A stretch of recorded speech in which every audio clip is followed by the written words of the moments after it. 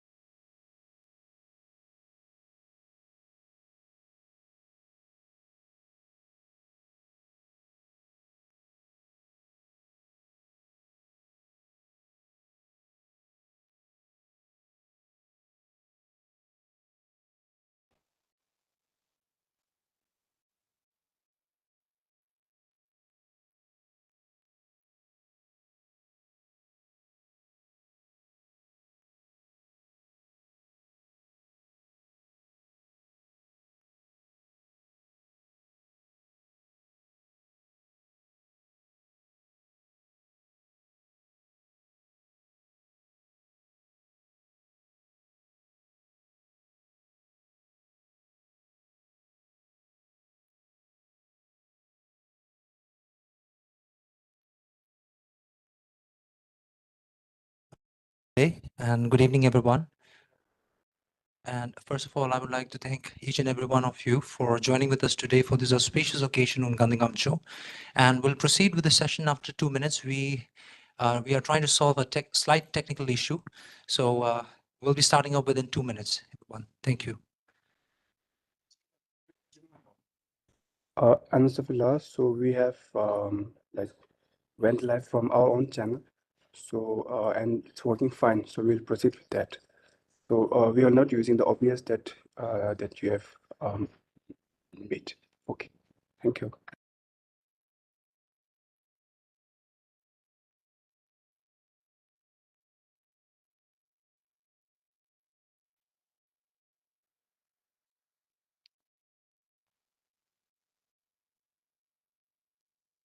Tashi Dilig, namaste.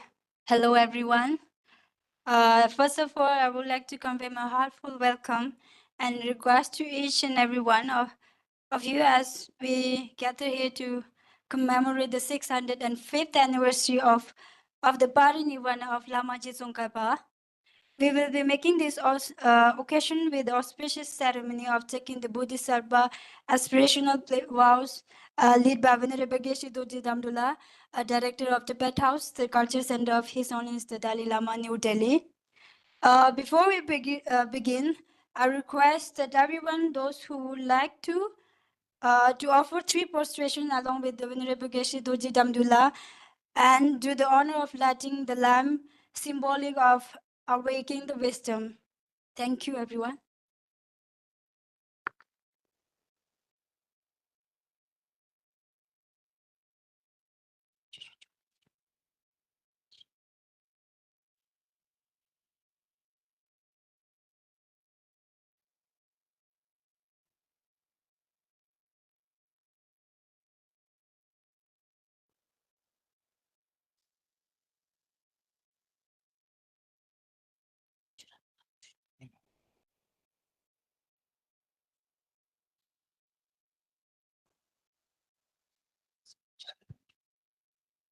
I would like to request all the participants who have physically joined with us to kindly come up and offer the butter lamp,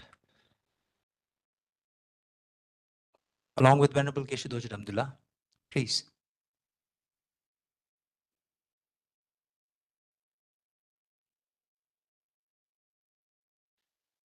With folded hands, I beseech the Buddhas of all direction to shine the light of Dharma for all bewildered in misery's gloom.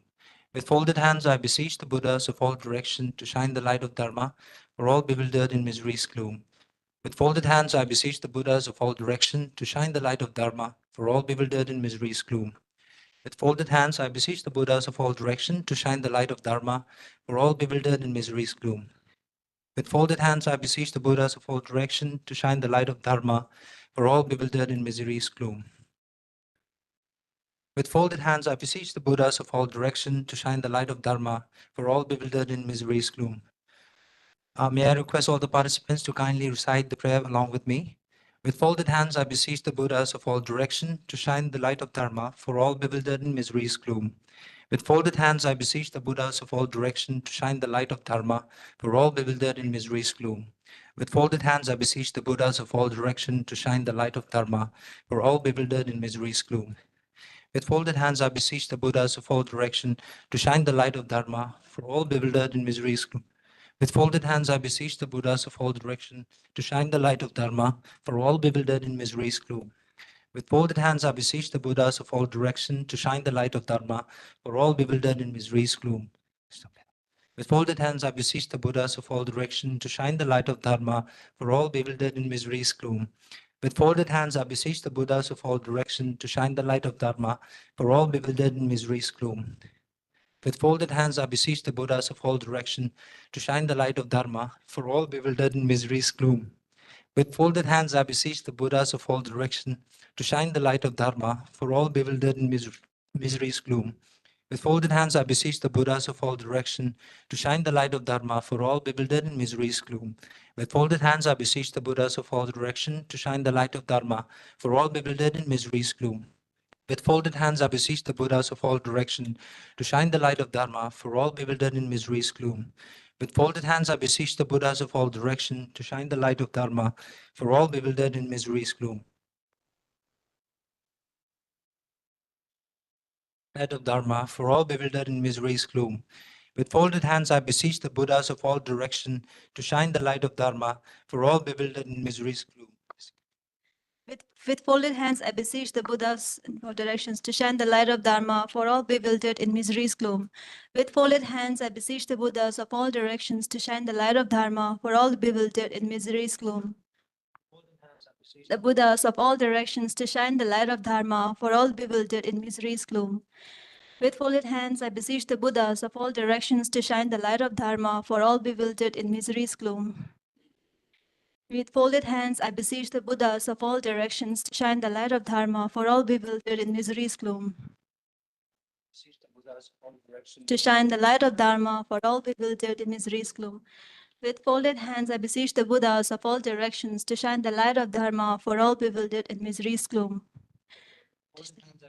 Buddhas of all directions to shine the light of Dharma for all bewildered in misery's gloom. All directions to shine the light of Dharma for all bewildered in misery's gloom. With folded hands, I beseech the Buddhas of all directions to shine Dharma for all bewildered in misery's gloom. With folded hands, I beseech the Buddhas of all directions to shine the light of Dharma for all bewildered in misery's gloom. I beseech the Buddhas of all directions to shine the light of Dharma for all bewildered in misery's gloom. With folded hands, I beseech the Buddhas of all directions to shine the light of Dharma for all bewildered in misery's gloom. With folded hands, I beseech the Buddhas of all directions to shine the light of Dharma for all bewildered in misery's gloom. With folded hands, I beseech the Buddhas of all directions to shine the light of Dharma for all bewildered in misery's gloom. All bewildered in misery's gloom.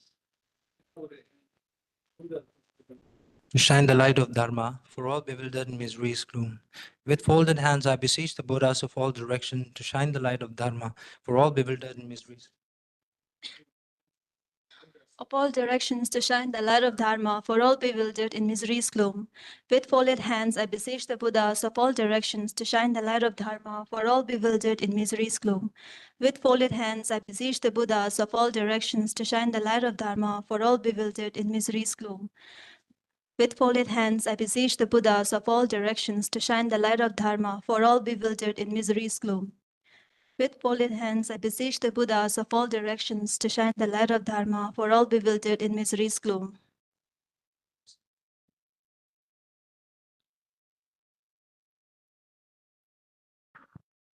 Thank you, everyone. You may sit it, please.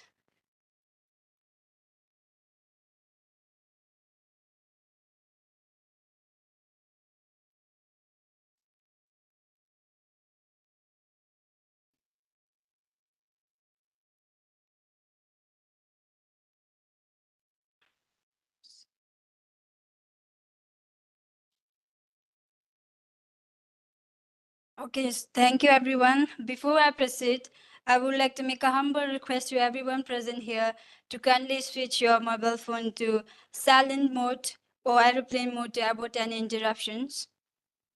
My name is Pempadun. I'm the Deputy Program Coordinator of Tibet House, and it's my great honor to be moderating today's session.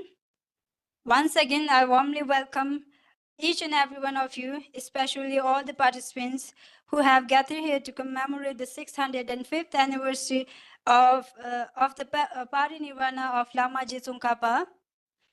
We are fortunate to be part of this auspicious ceremony of taking the Bodhicitta Aspirational vows led by Venerable Geshe Dodi Damdula, Director of Tibet House, the Culture Center of His Holiness the Dalai Lama, New Delhi. I would like to also extend my welcome to all the online participants as well, who join us via YouTube and WebEx, along with those who are with us offline. Now, I would like to give a brief introduction about Ganden Ngamcho. Ganden Ngamcho, also known as Lama Tsongkhapa Day, is a Tibetan Buddhist celebration that commemorates the Parinirvana or Buddhist enlightenment of Tsongkhapa. It is celebrated on the 25th day of 10th month of the Tibetan lunar calendar, which falls on December 25th of this year, the same day as Christmas Day. Merry Christmas, everyone. Now, I would like to request our Venerable Geshe Dorji Damdula, Director of Tibet House, the Culture Center of His Honesty Dalai Lama, New Delhi, to kindly lead the session. Thank you.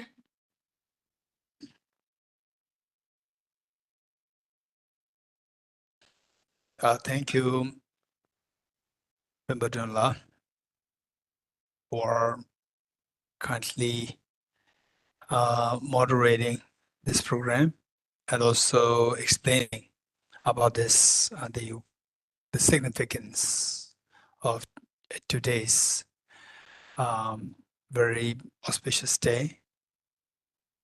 And that I'm so glad to see that the number of the participants offline and online as well. And yes, as Bemba indicated, and who is being supported by Kuwachindela, the chief program coordinator, the program coordinator of Tibet House. And we see that all the Tibet House staff, they work so hard, although they are all very young.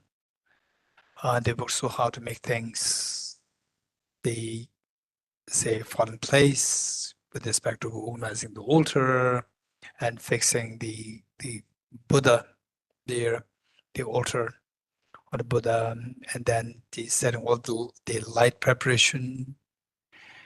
And so this is amazing, very inspiring to see that the youngsters, they take the responsibilities of the organizing these programs on their own and being very creative. I really profoundly admire, for example, headed by the secretary of Tibet House, Mr. the Tenzin Kunchabla, and the accountant, Mr. Shokji, behind all what they're doing, and also Mr. Pesanla, and each and every one of them took part in making this setup very beautiful to correlate with the program.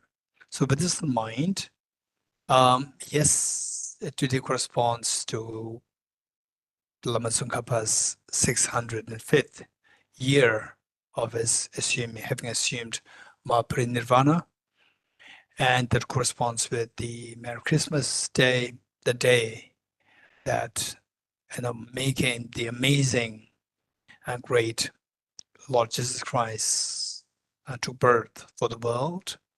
And it also corresponds to the day, auspicious day, Wednesday, which is the unique day of the week, corresponding to His Holiness's auspiciousness. So all three things came together for us to accumulate so much merit and the well-being. So today, everywhere in the world, we see people who follow His Holiness. For them, today corresponds to Wednesday, which is very auspicious, and people who commemorate or they learn from Lama Tsongkhapa's the enlightened activities of the wisdom and compassion. And likewise, people who are all connected everywhere in the world, in Tibet, in Mongolia, all along the Himalayan belt, and so forth, we see that there are people who are just engaged in full-fledged practice of the Dharma on this day.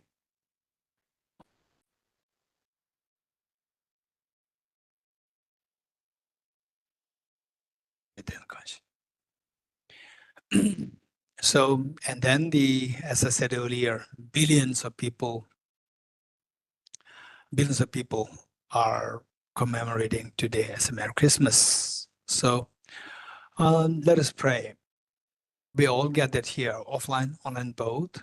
And I see that amongst online participants, I see many, say, long-term friends of the Tibet House, and some who have been with us since way before I joined Tibet House, and many who after I joined. So this is something which is very inspiring. And with this in mind, people celebrate the various occasions in different forms. For example, that people celebrate His Holiness's birthday, usually in ways of going for a picnic and a partying, and then offering some verses of auspiciousness and so forth, and the Christmas celebration where the family members gather, considering that it's a very auspicious day, and they're having, say, they're organizing big meals for everybody and so forth.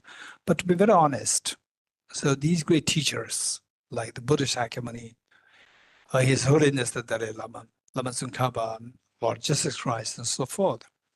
And for them, what is required, what they actually expect from all of us, if we contemplate on this very well, we see that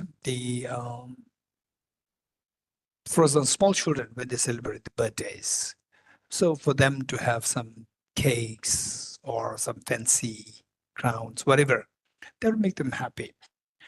But for the elders, what these great enlightened masters expect is something beyond this. Not just good food together, not just some good moments together, but something more, where your mind grows, your compassion grows, your wisdom grows.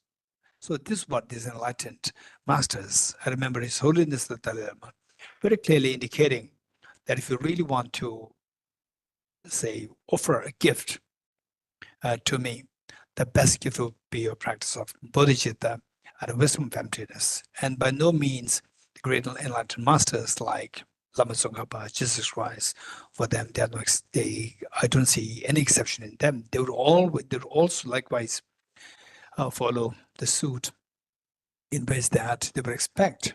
They would be most happy if we practice compassion and the understanding, through the understanding of the universality of interdependency. Then this would be the greatest gift for all of them. This is the best way by which to commemorate these great masters' activities. So with this mind, let us, keeping this in mind, what we're doing here is that we're going to practice this, taking the Aspirational Bodhisattva vow today. This will be the greatest offering to all the enlightened masters. So with this in mind, let us set a proper motivation. Just visualize all these enlightened masters, Buddha Shakyamuni, His Holiness the Dalai Lama, Lama Tsongkhapa, and the Jesus Christ, whose birthday is being celebrated today. Let's all visualize all these enlightened masters of from the erstwhile Nalanda University as well. And let us invoke their compassion, the wisdom. They came to benefit both for the welfare of all sentient beings. So let us make the commitment that I as well will make the commitment, will make the same resolve that I'll try my best not to harm others, and as much as possible to offer, render service and benefit other beings. And imagine that not only that you're going to be good, but going to inspire as many people, for example, in whatever capacity that you are a part of. Say you are a bureaucrat, or you are the politician, or you are the academicians in the universities, institutes, and so forth, or a businessman, whatever you're doing, or is it just a simple employee, whatever you're doing, or is a serviceman. Just imagine that in your own circle, I will try to spread this compassion, spread the message of understanding interdependency. Finally, everybody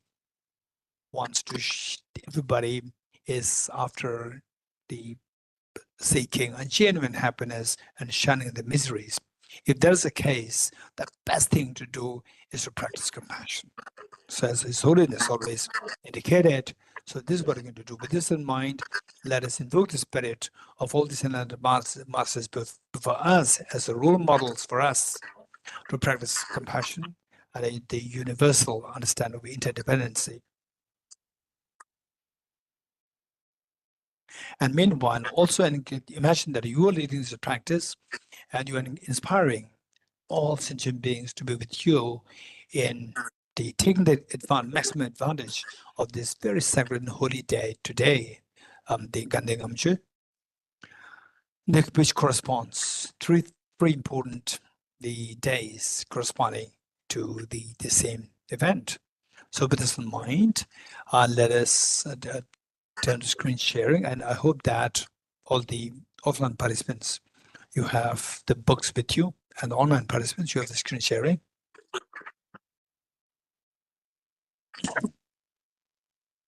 Okay, with this in mind, let us turn to page.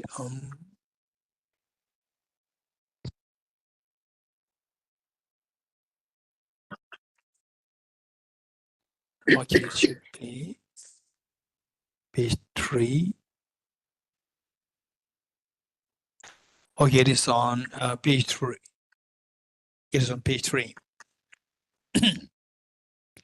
Okay, so the one thing before I begin this proceeding, taking the aspiration Bodhicitta vow, let us make it a point that as you read the text or the passages, let's make it a point that we reflect on the meanings as much as possible, because there are 3 things of doing this. One, where the words flow and the meanings not reflected.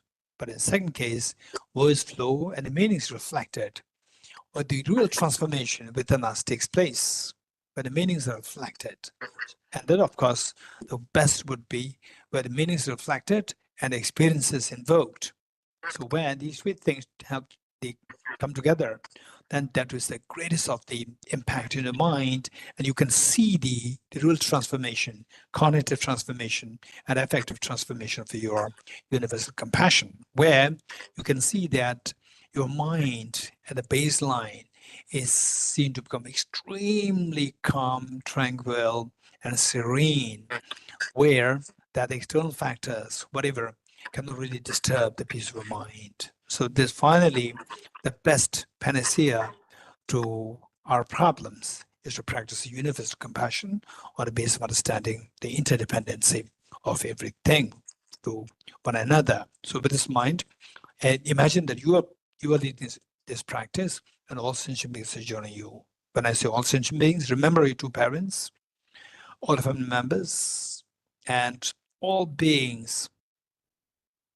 On planet Earth, 8 billion human beings, and the non-human beings, like the trillions of creatures in the oceans, ranging from the tiniest unicellular organism of amoeba to the most complicated, or the biggest in size of the blue whales, and in the wilderness of the very tiniest of the insects, to the biggest of the elephants and so forth, and then non-human beings, then the spirits and so forth. Let's all include them, because everybody's suffering. And they say, finally, your practice of compassion makes sure that you experience the greatest of the ease, where all your tears of samsara stops, and everybody else can also have a peace of mind. They also learn from you how to stop the tears of samsara. With this mind, let's turn to page 3, the last paragraph. And keep in mind that the basis for us taking part in the program is that we all have the Buddha nature, pseudo perfection within each one of us. We all have that. And there's not something that we have to believe in. There's something reality. And of course, to how to gain conviction in this reality is through going into deeper study, contemplation, and meditation, perhaps with the help of the very sophisticated texts, such as those composed by Parinirvana, in praise of the Dharma and so forth. So with this mind, let's turn to page 3. And choose by great compassion, you taught the immaculate Dharma to dispel all perverted views, to you the Buddha Gautama, I bear homage. And choose by great compassion, you taught the immaculate Dharma to dispel all perverted views, to you the Buddha Gautama, I bear homage. And choose by great compassion, you taught the immaculate Dharma to dispel all perverted views, to you the Buddha Gautama, I bear homage. Sanye jola zoge jonam loe chanju bado dane gyazo je dage jinso kebe sonam Ola benjere zanje jobare jo zanje jodo zoge jonam lo chanjo bado dane nyazo dage jinso kebe sonam je tola benjere zanje jobare jo zanje jodo zoge jonam lo chanjo bado dane nyazo je dage jinso kebe sonam Ola benjara zanye dobare sho. I go for refuge and trim and lighten to the Buddha, the Dharma, and the Sangha. I make humiliations through practice of giving and so forth. May I become a Buddha to benefit all sentient beings. I go for refuge and trim and lighten to the Buddha, the Dharma, and the Sangha. I make humiliations through practice of giving and so forth. May I become a Buddha to benefit all sentient beings. Okay. In fact, I made a request. Shalini to the Kungala, the mighty Shalini. Shalini to do this recitation. Shalini, you can come here. The new book. With the mattress, bring the mattress. And the prayer book. Yeah. Prayer book. Prayer book. Pagato.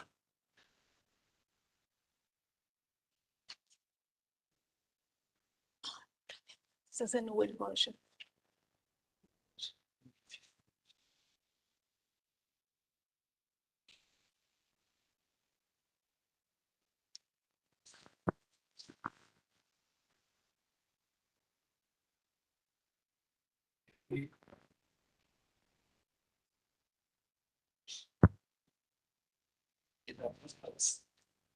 You will do that. I go for refuge until I'm enlightened to the Buddha, the Dharma, and the Sangha. By my accumulations of the practice of giving and so forth, may I become a Buddha to benefit all sentient beings. I go for refuge until I'm enlightened to the Buddha, the Dharma, and the Sangha. By my accumulations of the practice of giving and so forth, may I become a Buddha to benefit all sentient beings. I go for refuge until I'm enlightened to the Buddha, the Dharma, and the Sangha. By my accumulations of the practice of giving and so forth, may I become a Buddha to benefit all sentient beings. Independent origination, there is no ceasing, no arising, no annihilation, no permanence, no coming, no going, no separateness, and no sameness. I prostrate to the consummate Buddha, the supreme among all teachers, the one who taught this peace, which is freed of elaborations.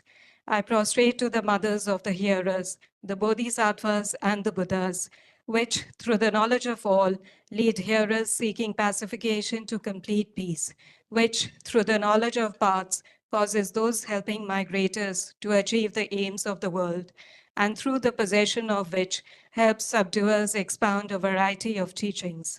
The one who has transformed into the reliable guide, motivated by altruism to benefit sentient beings, the teacher, Sogata, and protector, to you I make prostrations.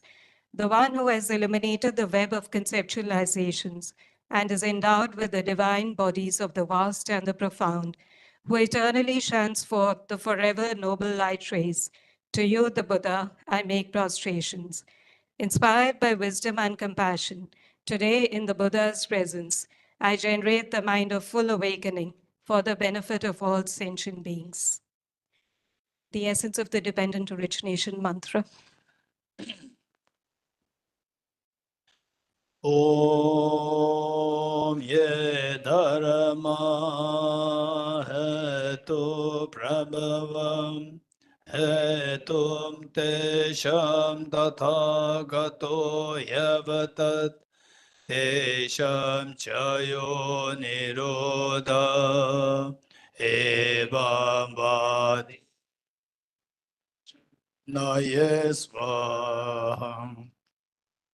Om ye dharma hetu prabhavam hetum tesham tathagato yavatat Tesham chayo nirodha evam vate mahashramanaye swaha. Om ye dharma hetu prabhavam hetum tesham dathagato yavatat Tesham chayo nirodha evam vate mahashramanaye swaha. Meaning of the Tendril Ningpo mantra. All phenomena arise from causes. The causes are taught by the Tathagata. The cessation of the causes as well is taught by the great seer. Profound, peaceful, elaboration-free, clear light, and non-composite. Such is the nectar-like dharma I have discovered. Finding no one to fathom this teaching, in silence I will retire into the woods. Beyond utterance, thought, and expression is the perfection of wisdom, which is unborn, unceased, and has the nature of space. It is the object of apprehension of self-realized wisdom. To you, the mother of the Buddhas of the three times, I pay obeisance. The four seals of Buddha's teachings. All composite things are impermanent. All contaminated things are of the nature of suffering. All phenomena are of the nature of emptiness and selflessness. Transcending sorrow is peace. The Guru is the Buddha, the Guru is the Dharma. Likewise, the Guru is the Sangha. The Guru is the source of everything wholesome. I go for refuge in the Guru. By the sound of the vibrant drum of Dharma, you liberate all beings of miseries. I beseech you to kindly remain and give teachings until the end of the expanse of billions of eons. The Buddha does not wash the negativities of beings, nor does he remove their miseries by his hands. His spiritual realizations are not transferred to them. It is by teaching the truth of suchness that beings are liberated. With folded hands, I beseech the Buddhas of all directions to shine the light of Dharma for all bewildered in misery's gloom. Instructions on parting from the four attachments. If you're attached to this life, you're not a spiritual practitioner. If you're attached to samsara, you have no renunciation. If you're attached to your own self-interest, you have no bodhicitta. If there is grasping, you do not have the view.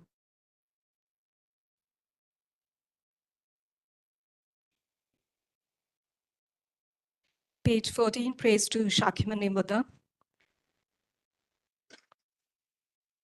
To the founder, the endowed transcendent destroyer, the one gone beyond, the four-destroyer, the completely perfected, fully awakened being, perfect in knowledge and in good conduct, Sogata, knower of the world, supreme guide of human beings to be tamed, teacher of gods and human beings, to you, the completely and fully awakened one, the endowed transcendent destroyer, the glorious conqueror, the subduer from the Shakya clan, I prostrate, make offerings, and go for refuge.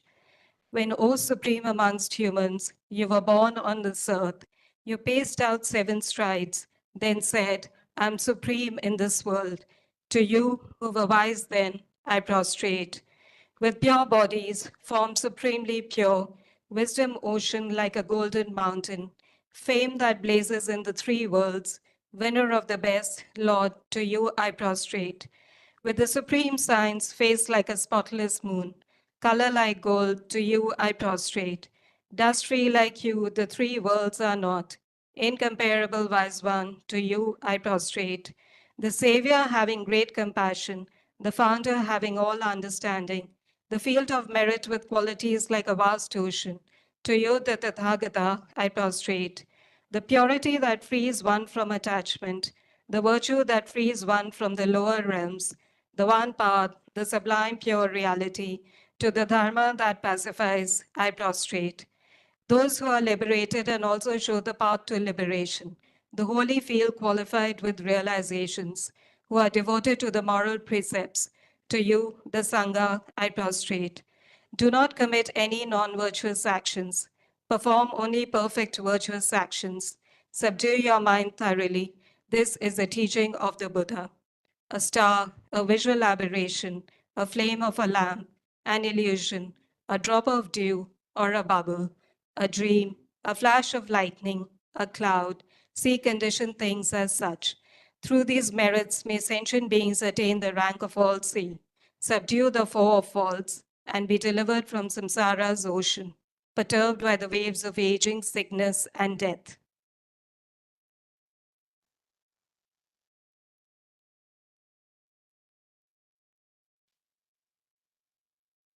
The Heart Sutra, page 29.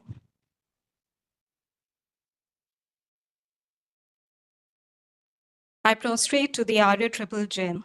Thus did I hear at one time. The Buddha was dwelling on Masa Vulture's mountain in Rajgriha, together with a great community of monks and a great community of bodhisattvas. At that time, the Buddha was absorbed in the concentration on the categories of phenomena called profound illumination. Also at that time, the Bodhisattva Mahasattva Arya of Lokteshvara looked upon the very practice of the profound illumination of wisdom and beheld those five aggregates also as empty of inherent nature. Then, through the power of the Buddha, the Venerable Shariputra said this to the Bodhisattva Mahasattva Arya of Lokteshvara: how should any child of the lineage who wishes to practice the activity of the profound perfection of wisdom train? He said that, and the Bodhisattva Mahasattva Arya of Lokteshvara said this to the Venerable Sharadvati Putra: Shariputra, any son of the lineage or daughter of the lineage who wishes to practice the activity of the profound perfection of wisdom should look upon it like this, correctly and repeatedly beholding those five aggregates also as empty of inherent nature. Form is empty, emptiness is form. Emptiness is not other than form. Form is also not other than emptiness. In the same way, feeling, discrimination, compositional factors, and consciousness are empty. Shariputra, likewise, all phenomena are empty, without characteristic, unproduced, unseized, stainless, not without stain, not deficient, not fulfilled. Shariputra, therefore, in emptiness, there is no form, no feeling, no discrimination, no compositional factors, no consciousness, no eye, no ear, no nose, no tongue, no body, no mind, no visual form, no sound, no smell, no taste, no object of touch, and no phenomena. There is no I element, and so on up to and including no mind element and no mental consciousness element. There is no ignorance, no extinction of ignorance, and so on up to and including no aging and death, and no extinction of aging and death. Similarly, there is no suffering, origination, cessation, and path.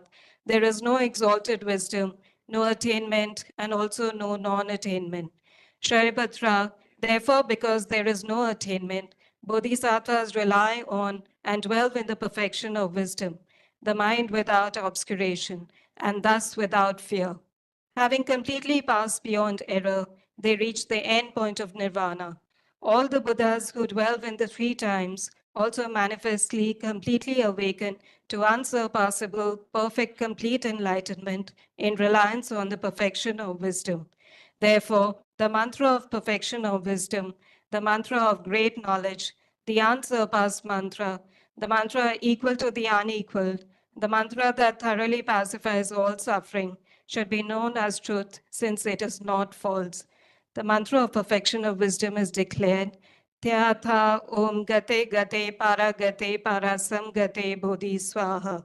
Shariputra, the Bodhisattva Mahasattva, should train in the profound perfection of wisdom like that. Then the Buddha arose from that concentration and commended the Bodhisattva Mahasattva Arya Lokteshvara, saying, well said, son of the lineage. It is like that, it is like that. One should practice the profound perfection of wisdom, just as you have indicated. Even the Tathagatas rejoice. The Buddha having thus spoken, the Venerable Sharadvati Putra, the Bodhisattva Mahasattva Arya Lokteshvara, those surrounding in the entirety, along with the world of gods, humans, asuras, and Gandharvas, were overjoyed and highly praised that spoken by the Buddha. Okay, we will recite the Heart Sutra mantra 7 times together by imagining that, by visualizing that we are all there in Rajgir, the Vulture Peak, where the Buddha actually the presider of this, the Heart Sutra teaching, and where His Holiness the Dalai Lama visit so many times their blessed place, and that Lama Tsongkhapa, he intended to pay a visit to India to learn from Nalanda University, but somehow all the indications were there that he would be of greater service to the Buddha Dharma by being in Tibet.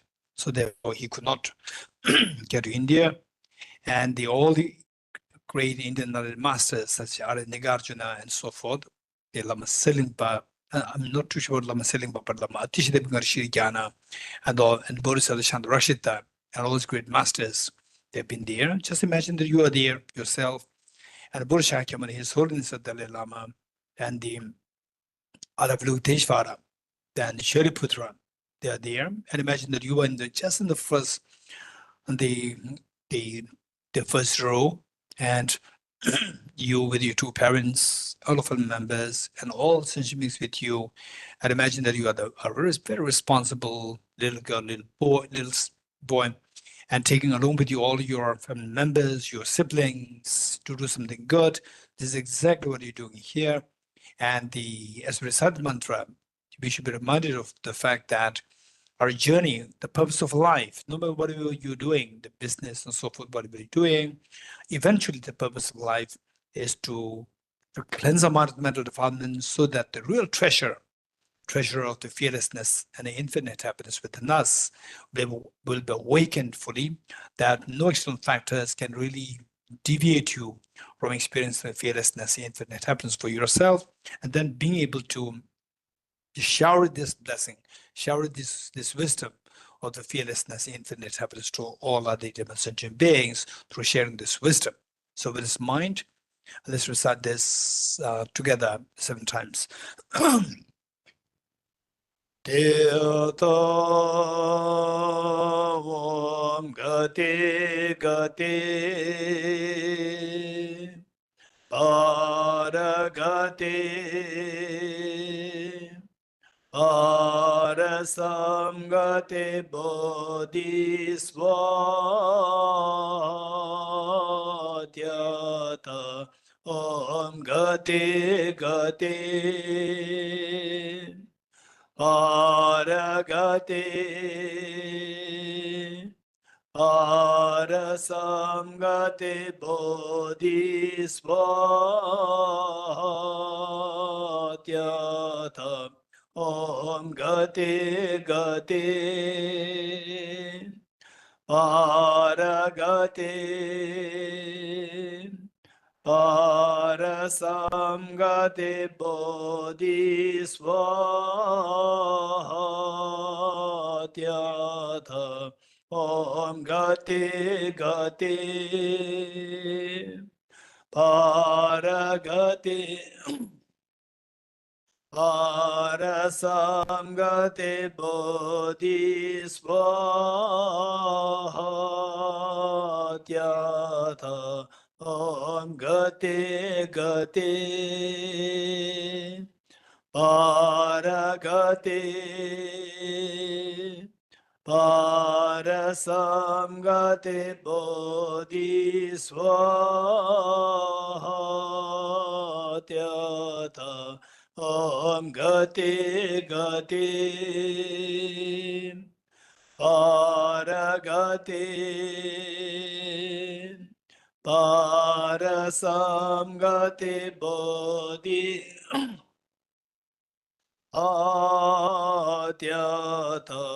Om Gati Gati Paragati Parasamgate Bodhisvatyata Om Gati Gati Paragati Parasam Ate Bodhi Swaha.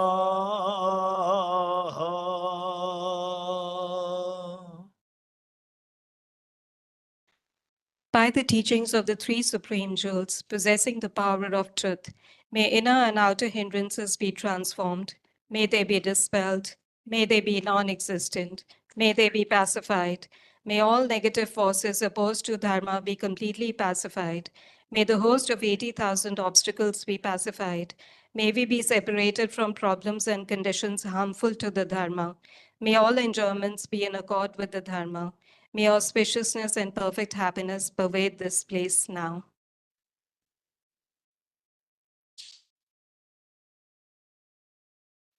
Page 35, 8 verses for the training the mind. By Geshe Langri Thangpa. With the determination to achieve the highest aim for the benefit of all sentient beings, which surpasses even the wish-fulfilling gem, may I hold them dear at all times. Whenever I interact with someone, may I view myself as the lowest amongst all, and from the very depths of my heart, respectfully hold others as superior. In all my deeds, may I probe into my mind, and as soon as mental and emotional afflictions arise, as they endanger myself and others, may I strongly confront them and avert them.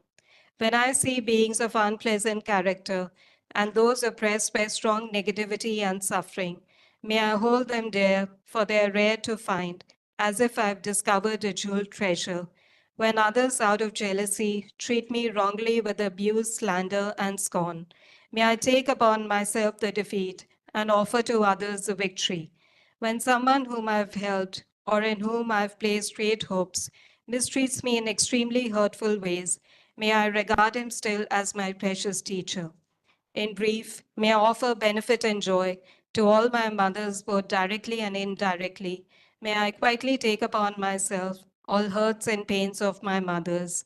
May all this remain undefiled by the stains of the 8 mundane concerns. And may I, recognizing all things as illusions, devoid of clinging, be released from bondage.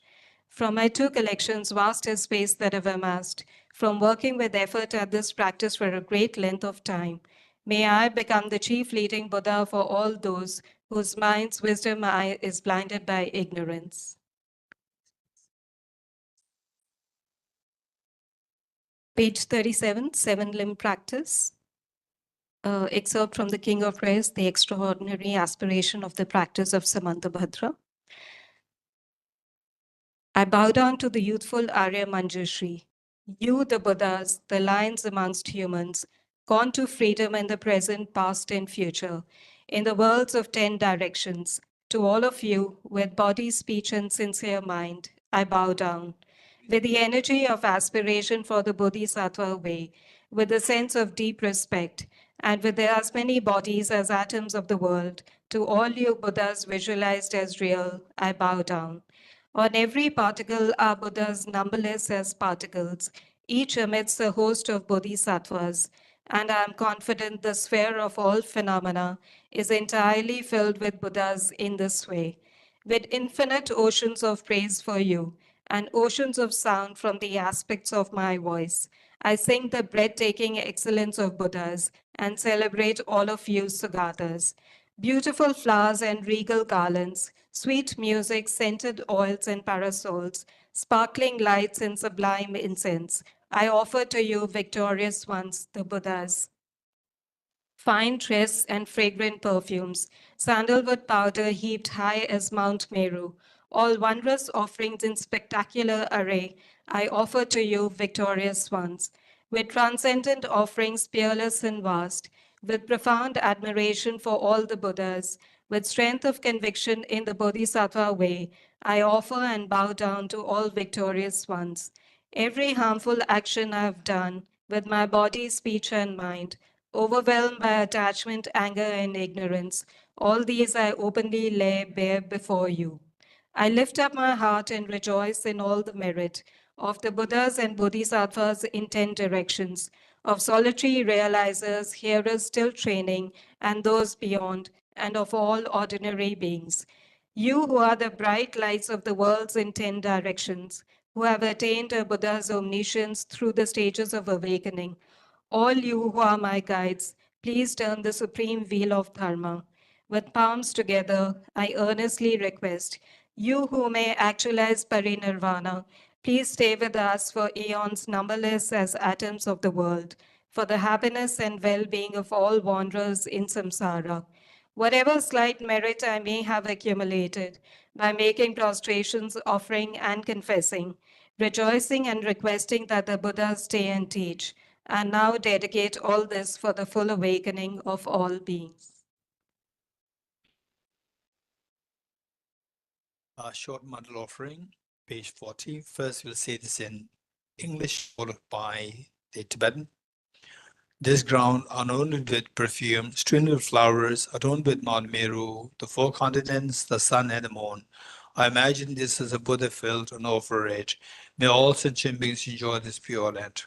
For the offline participants is on page 40. Or you'll say this in Tibetan. O Sajibge Joshemendota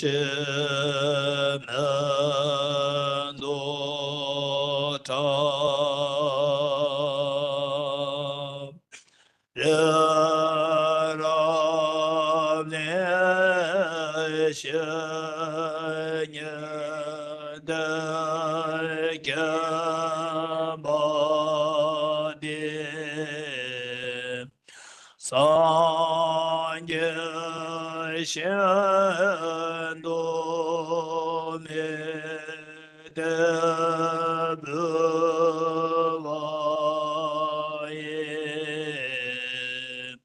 Jogunanda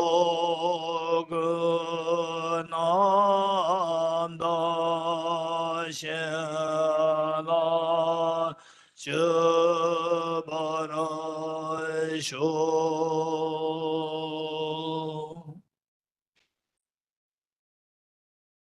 The four Dharmas of Venerable Gampopa. May I be blessed that my mind is directed towards the Dharma. May I be blessed that my Dharma practice is on the proper path. May I be blessed that the path is freed of flaws. May I be blessed that the flaws are seen in the light of exalted wisdom. The four Dharmas of Venerable Bhikshu Mahasattva. Becoming utterly frustrated with the ignorance that grasps their true existence, please bless me to generate genuine renunciation, seeing all aspects of samsara as viciously repulsive. Please bless me that my mind stream overflows with the precious bodhicitta that cherishes others more than myself. Please bless me to have an immaculate experience of the wisdom of emptiness that does not see even an atom of intrinsic reality on the basis of understanding how things come into being by dependent origination through mere conditioning. Please bless me that my mind stream overflows with the precious wisdom of the non-duality of bliss and emptiness. Idam Guru Ratna Mandalakam Niratayami. Okay. The next is the foundation of all good qualities. This is the roadmap to our attaining of the, in a secular context, to attaining the fearlessness and to attain the infinite happiness. And more in the Dharma context, to attain nirvana and Buddhahood. And this just 14 verses here. If you could go through the details of this presentation, you see that there are three huge volumes in English, whereas in Tibetan is one volume, huge one. In English, there are three huge volumes. So all condensed into these 14 verses, and this would be wonderful if all of us, we recite these by contemplating meanings on a daily basis. This is how we continue to shape our mind, where the usually the small things may trigger mental agitation or stress, and say somebody's being nasty to you, and then you easily feel agitated, irritated. Whereas if you practice this on a daily basis, it guarantees you that over time, that your mind will become very calm and very stable, not easily affected by external stimulus. So, and likewise, the degree, the baseline of your compassion, baseline of your joy will simply be elevated, will rise to such a level whereby overall speaking, on a day-to-day life, we see that you're a very happy person, very calm and serene person. And also that when we do have to go through difficulties, everybody has to go through difficult days where loss of near and dear ones or become sick, hospitalized, and so forth. There, your mind you can maintain the calmness of the mind. This is amazing. Otherwise, oftentimes we see that people go through such a traumatic experience where when you're very healthy, you may feel that, well, life is so beautiful. But then the moment we meet with tragedies, then the perspective of the world shatters. And then it was so hopeless. You feel everything so gloomy and hopeless. So this is the test where of the practice of Dharma actually is manifested to be of benefit for you with respect to these occasions. And then with your next life, future lives, we see that this is imprint of the stability is what you're going to carry forth. Stability of your compassion, stability of the overall gravity of your mind, the wisdom of understanding the reality, deeper reality. These are all what we carry forward to the next life. So this is something so important. But for that, like taking the antibiotics for about like 6 months to cure tuberculosis, it's not that you take the antibiotics and within 1 or 2 days' time your problem will be over. It will not happen. So this problem, if tuberculosis is a problem which requires like 6 months of continuous taking of antibiotics, then the mental disease of sadness, anger, and so forth. These are the chronic disease, not only from this life, but from the past lives. So no doubt we require more extended period of time to apply the remedies. So these practice you can do on a daily basis, like 365 into like 10 years, 20 years, 30 years, 40 years, you will see a gradual transformation with the mind. This is so precious. And this is what many of the people who recite this by heart and then contemplate, design the whole lifelong practice on the basis of the roadmap of these 14 verses taught by Lama Tsongkhapa, where all these 3 volumes were concised.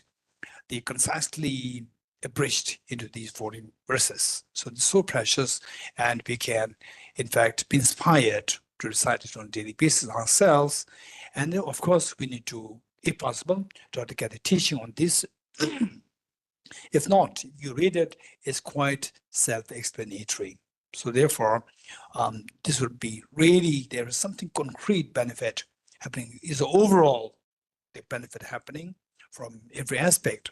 For example, like some people may be very good in mathematics, but may not be good in say creativity. Some may be so good in creative, the art, the drawings and so forth, may not be good in mathematics, competition skills. And some may be very good in meditation, may not be good in public relations. Some may be so good in public relations, may not be good in meditation. And so whereas this is with respect to you attain the state of fearlessness, infinite happiness, we see that this extremely comprehensive picture.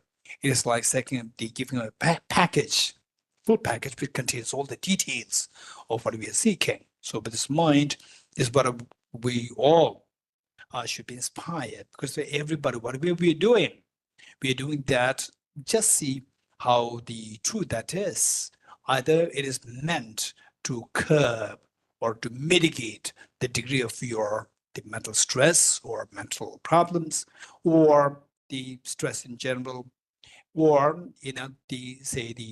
or what we're doing is primarily to enhance, to sustain ourselves with respect to your happiness, your joy, your well-being, and so forth. If this is the case, the wisest people will go for the most stable thing. For example, say to take a breakfast or a meal. Okay, you get a very good meal for one day, but then what about tomorrow? So we have to think of tomorrow. And so the people who go for the symptomatic treatment of our mental disease, these are unwise, short-term are the planners, but those people who think of the long term, to have a long-term plan, to get it for all these problems all together, so that you don't have to worry about this all together. These are the wise people. So the wise people make sure that the very comprehensive blueprint, the roadmap to enlightenment, this is something that we always keep in touch or be contemplating on. So with this mind, let's read this by Lama Tsongkhapa. Page 42, The Foundation of All Good Qualities by Lama Tsongkhapa. The foundation of all good qualities is a kind and perfect pure Guru. Correct devotion to him is the root of the path. By clearly seeing this and applying great effort, please bless me to rely upon him with great respect. Understanding the precious freedom of this rebirth is found only once, is greatly meaningful, and is difficult to find again. Please bless me to generate the mind that unceasingly, day and night, takes its essence. This life is as impermanent as a water bubble. Remember how quickly it decays and death comes. After death, just like a shadow follows the body, the results of virtuous and non-virtuous karmas follow. Finding firm and definite conviction in this, please bless me always to be careful, to abandon even the slightest negativity, and accomplish all virtuous deeds. Samsaric splendors are unsatisfying and unreliable. Seeking them is the door to all suffering. Recognizing these shortcomings, please bless me to generate a strong wish for the bliss of liberation. Led by this pure thought, mindfulness, alertness, and great caution arise. The root of the teachings is keeping the pratimoksha vows. Please bless me to accomplish this essential practice.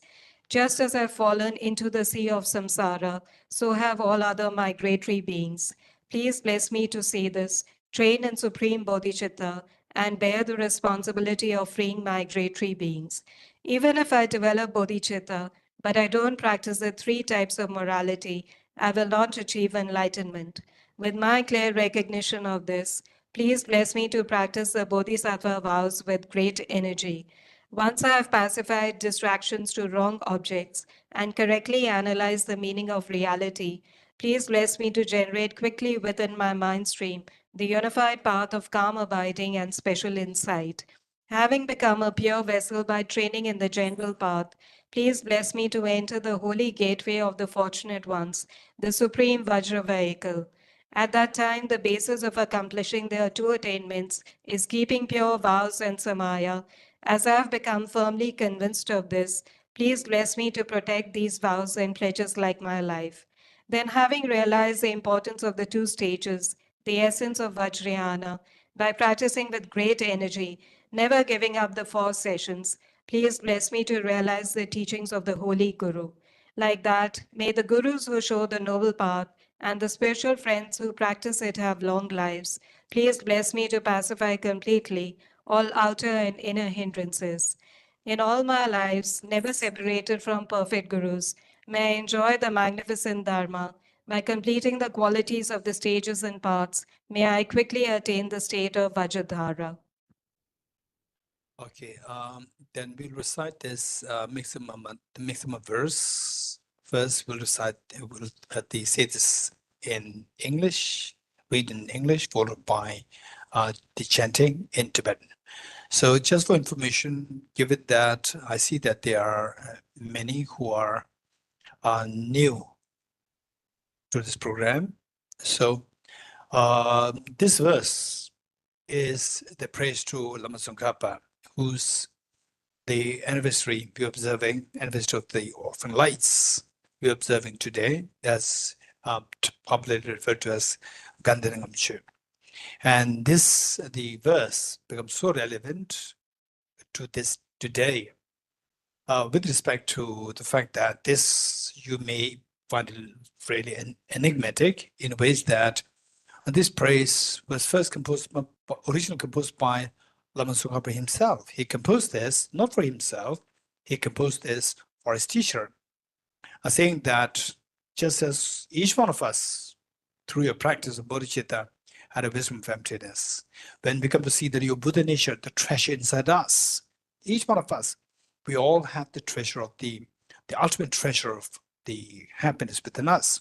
So this treasure, when awakened fully, we see that this is what is referred to as you having become a fully awakened being or the Buddha. When you become Buddha, primarily, of course, with the trillions and trillions of infinite qualities that you attain, there are three primary qualities with which you can both maximum benefit to all the beings. So these three qualities are perfect love, perfect knowledge, and perfect power.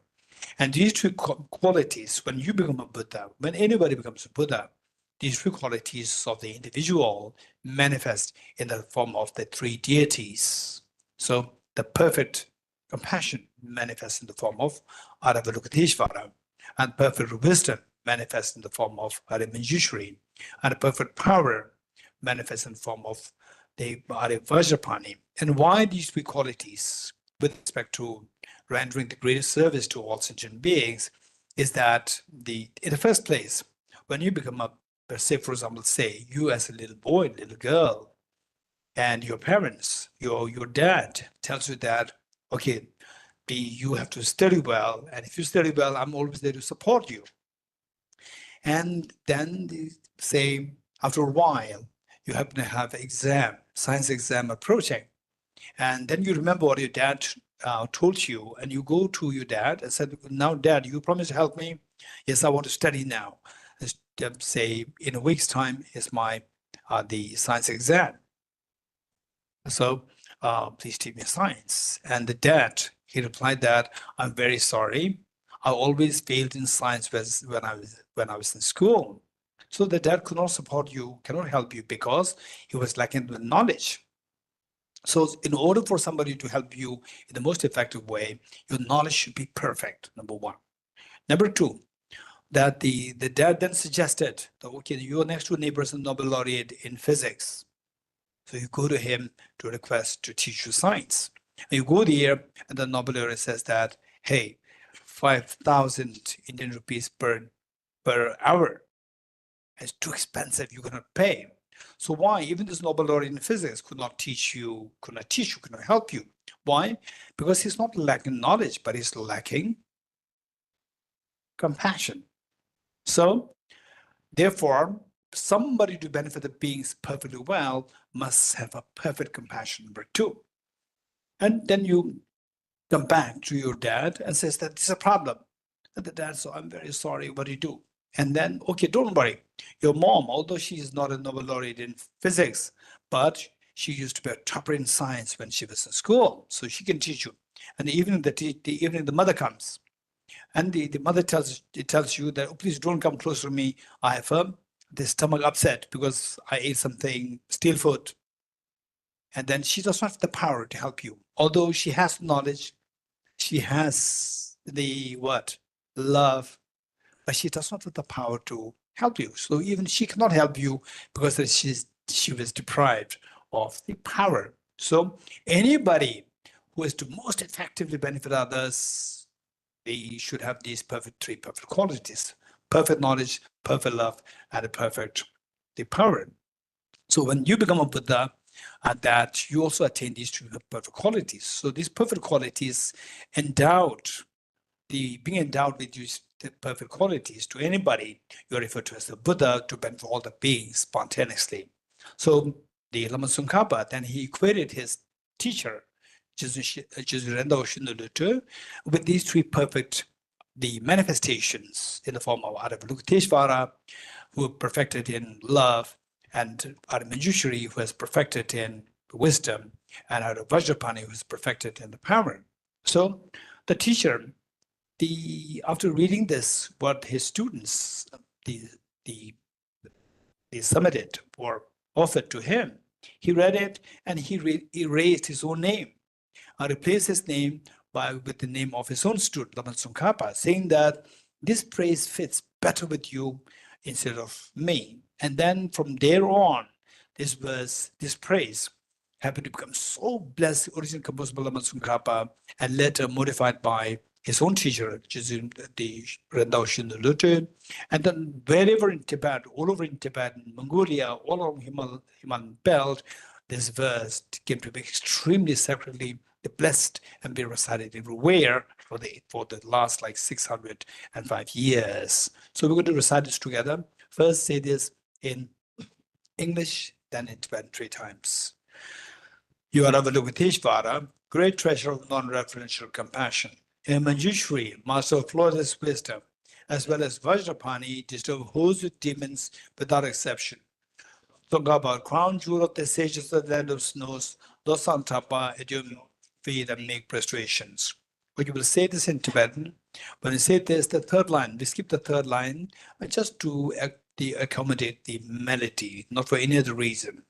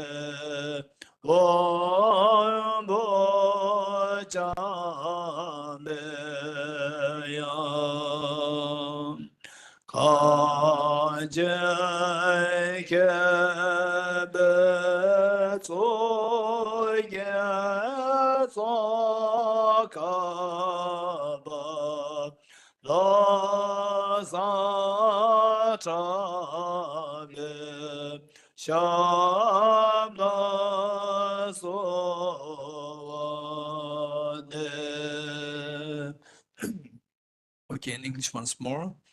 You are Avalokiteshvara, great treasure of non-referential compassion, and Manjushri, master of flawless wisdom, as well as Vajrapani, teacher of hosts of demons without exception, Tsongkhapa, crown jewel of the sages of the land of snows, Tsongkhapa, at your feet I make prostrations. Okay. Thus far, what we did is the preliminary practice, and now the actual practice. This is also referred to as generating the consummate mind, the yoga of the consummate, generating the consummate, the mind of consummate yoga. So this involves 4 parts. First is the shamatha practice, which is single point of meditation. Then number 2, renunciation practice based on the practice of the 4 seals, followed by the practice of bodhicitta, based on the practice of the 4 immeasurables, and the wisdom of emptiness practice, and finally, taking the aspiration bodhisattva vow. Okay, so with this in mind, 5 minutes of the shamatha practice, and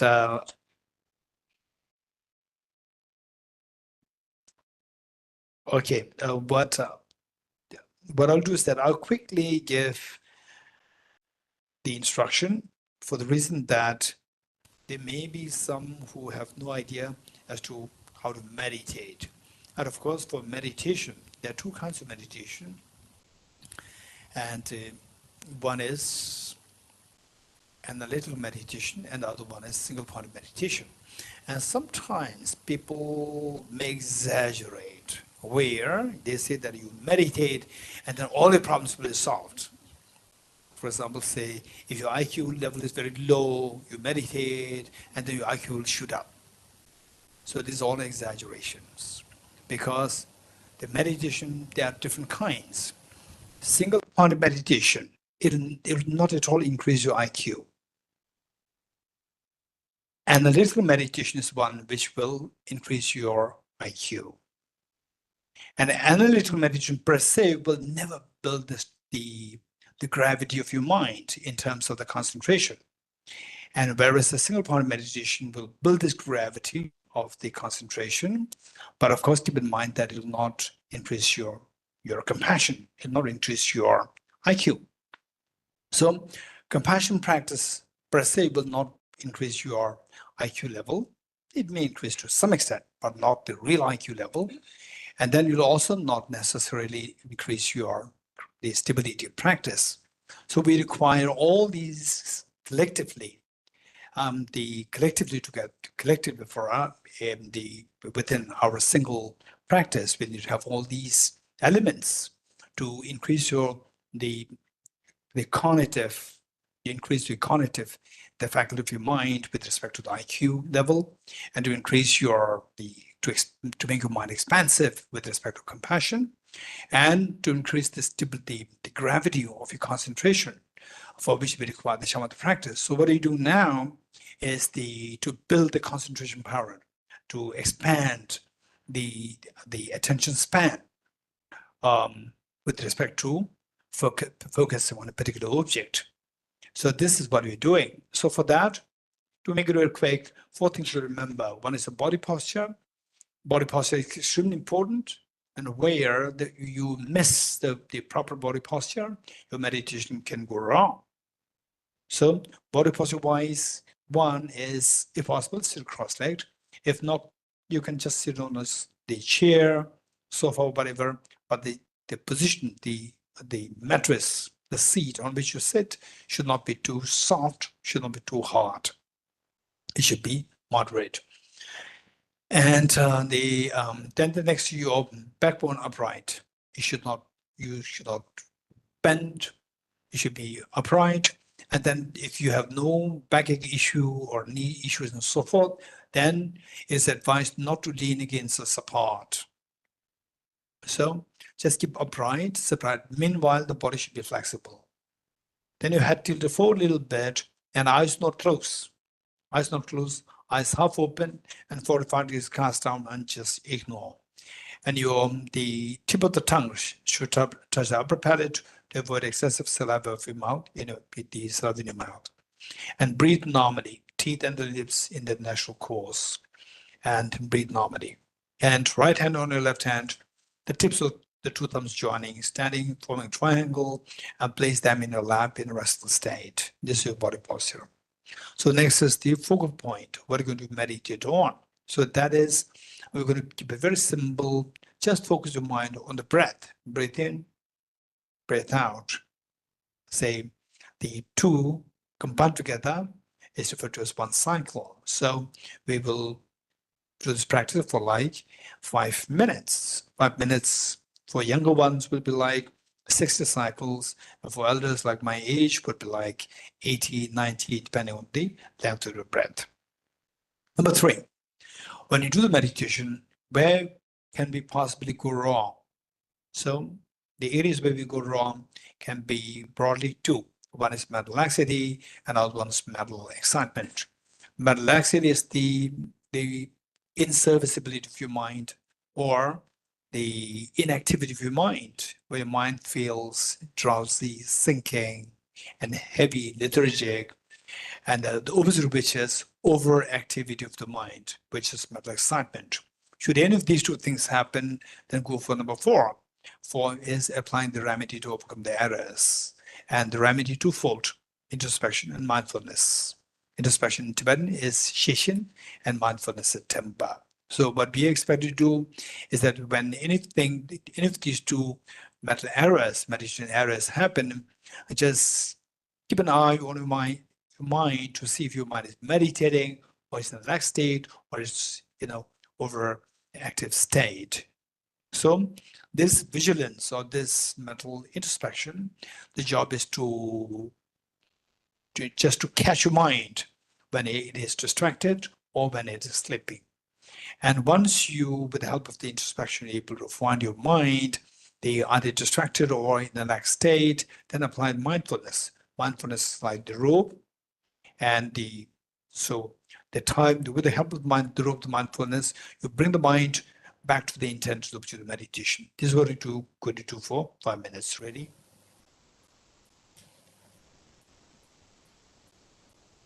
Okay.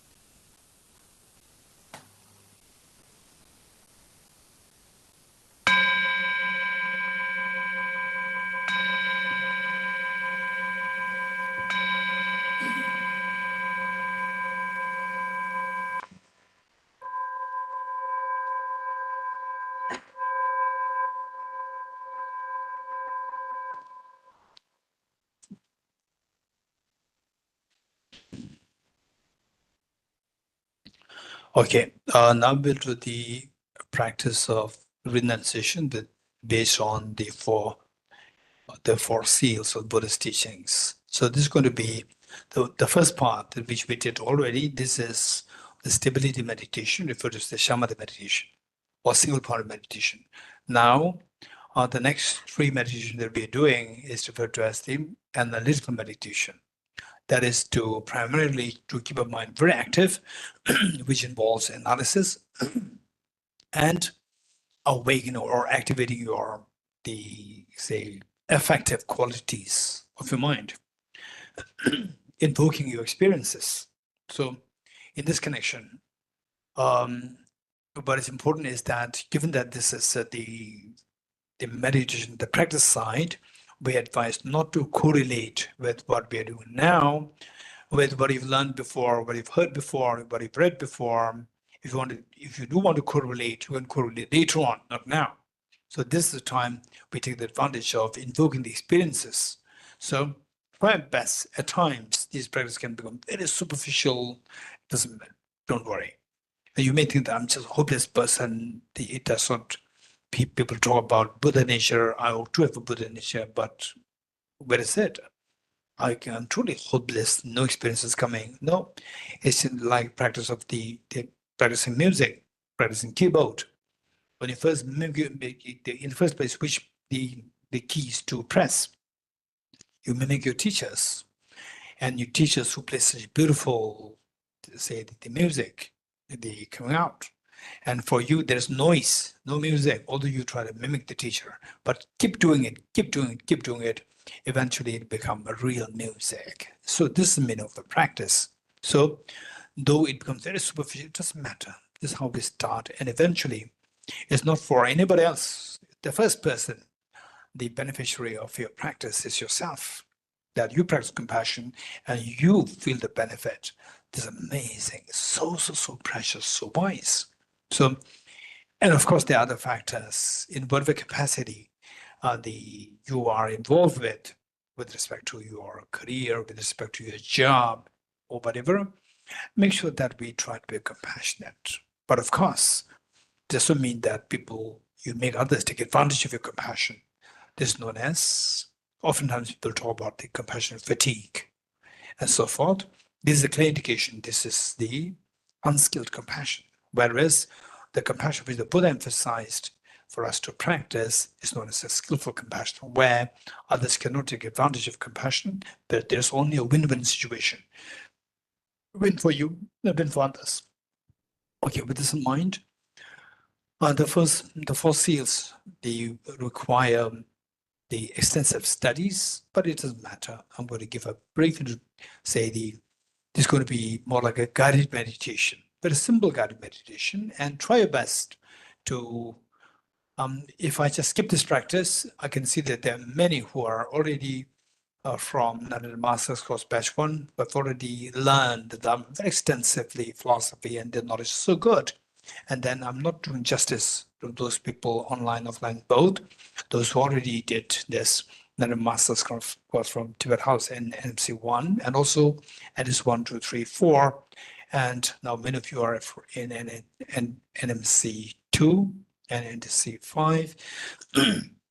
So, but those who are joining us here really as a beginner, it may sound a little technical for you. It doesn't matter.